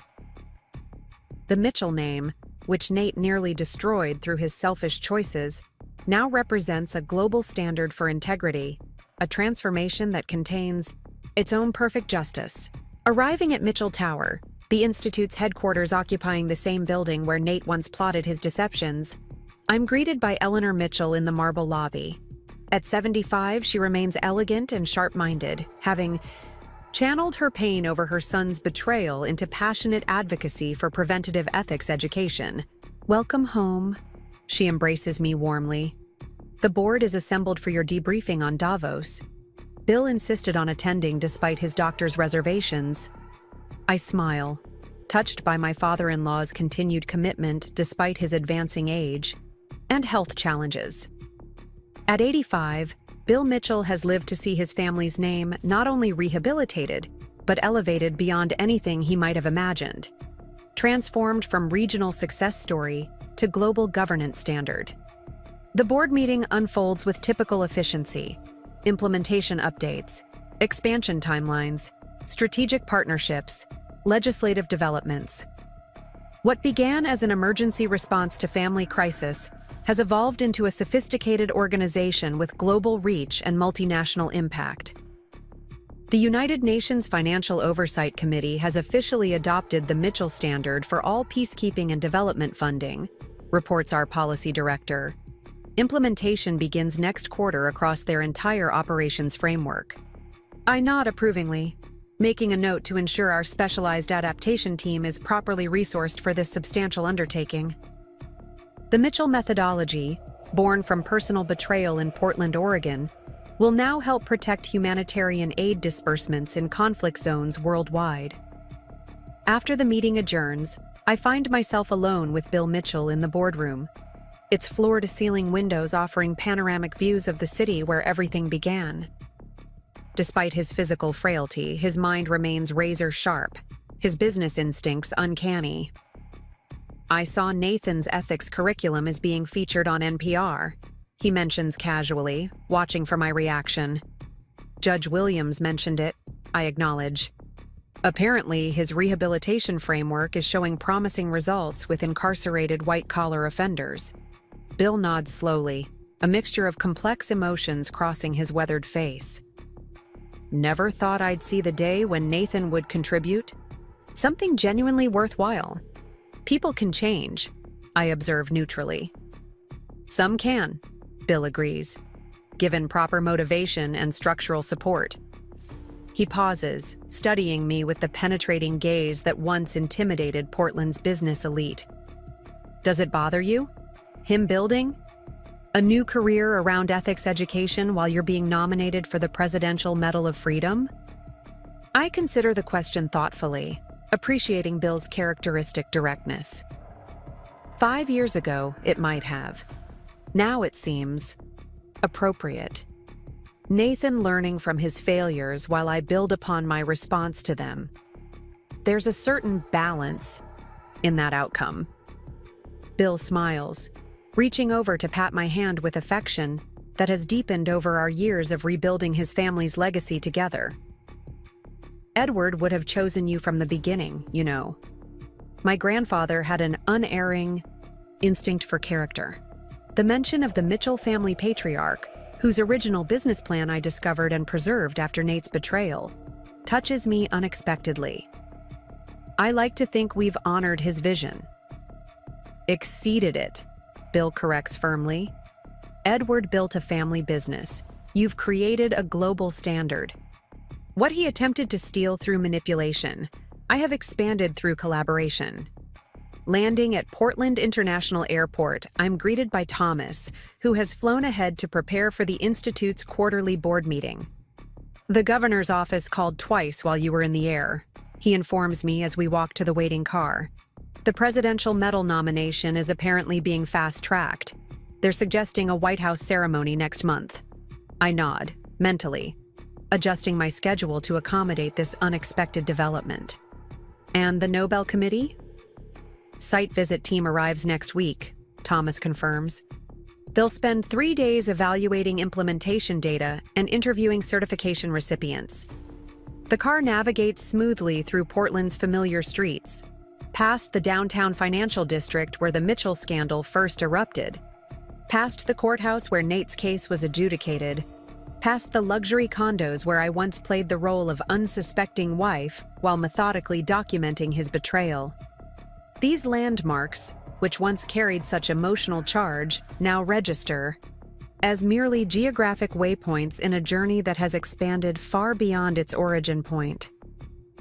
The Mitchell name, which Nate nearly destroyed through his selfish choices, now represents a global standard for integrity, a transformation that contains its own perfect justice. Arriving at Mitchell Tower, the Institute's headquarters occupying the same building where Nate once plotted his deceptions, I'm greeted by Eleanor Mitchell in the marble lobby. At 75, she remains elegant and sharp-minded, having channeled her pain over her son's betrayal into passionate advocacy for preventative ethics education. "Welcome home," she embraces me warmly. "The board is assembled for your debriefing on Davos." Bill insisted on attending despite his doctor's reservations. I smile, touched by my father-in-law's continued commitment despite his advancing age and health challenges. At 85, Bill Mitchell has lived to see his family's name not only rehabilitated, but elevated beyond anything he might have imagined. Transformed from regional success story to global governance standard.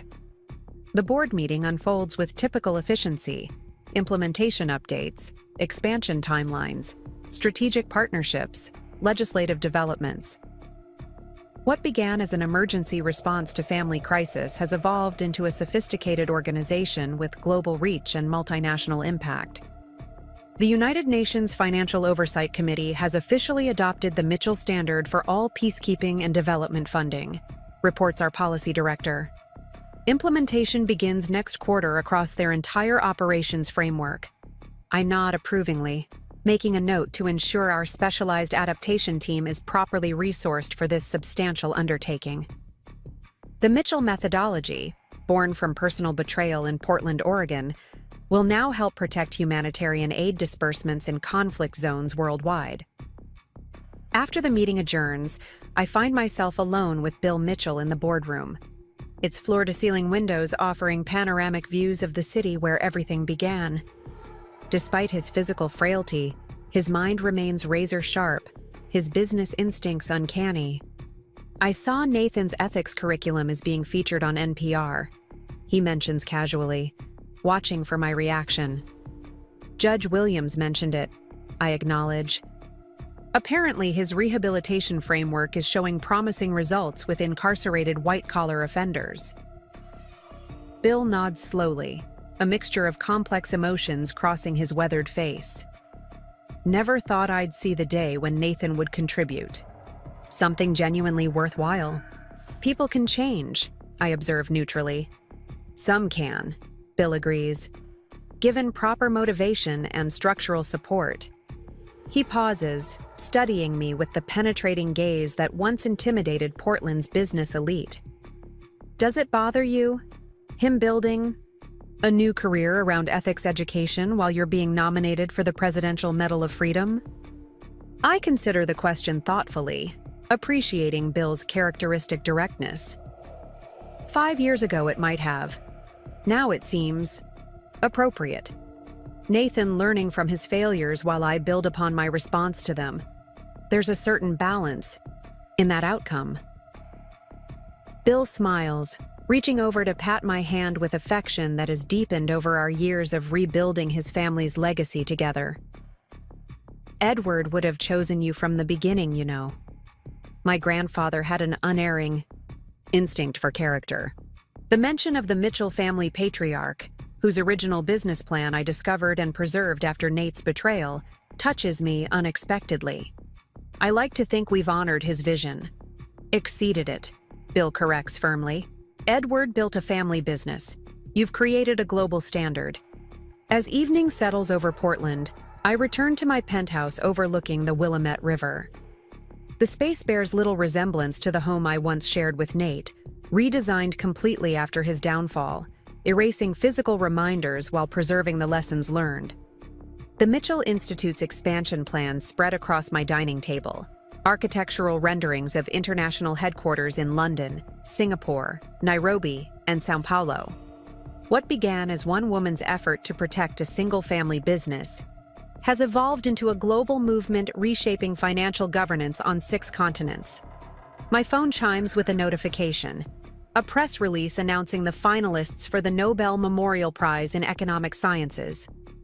The Mitchell Standard for Financial Integrity is among the 3 finalists, alongside groundbreaking work in algorithmic market stabilization and sustainable development economics. I smile, recognizing the profound irony. Nathan Mitchell's greatest ambition had been financial domination through deception. My response to his betrayal might earn the world's highest recognition for contributions to economic integrity. Sometimes the universe offers perfect symmetry if we have the patience to wait for it. As night falls over Portland, I stand at my window watching the city lights reflect on the river below. In this peaceful moment, I recognize the unexpected gift hidden within Nate's betrayal, the catalyst that transformed me from the woman he underestimated into the visionary who would protect countless others from similar harm. The path from betrayal to rebuilding, from devastation to creation, from reactive protection to proactive transformation, this journey has shaped not just my life, but the lives of millions who will benefit from systems designed to promote integrity rather than exploit vulnerability. In the end, Nate's most significant contribution to the world wasn't his crimes, but the response they inspired. A comprehensive framework that will guide financial governance long after both our names are forgotten.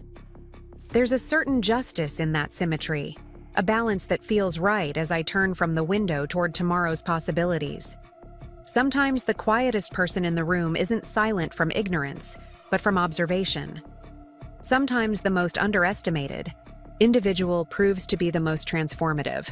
And sometimes, a betrayal intended to diminish becomes the catalyst for extraordinary growth that benefits not just the one betrayed, but countless others who will never know the personal pain that sparked such powerful protection.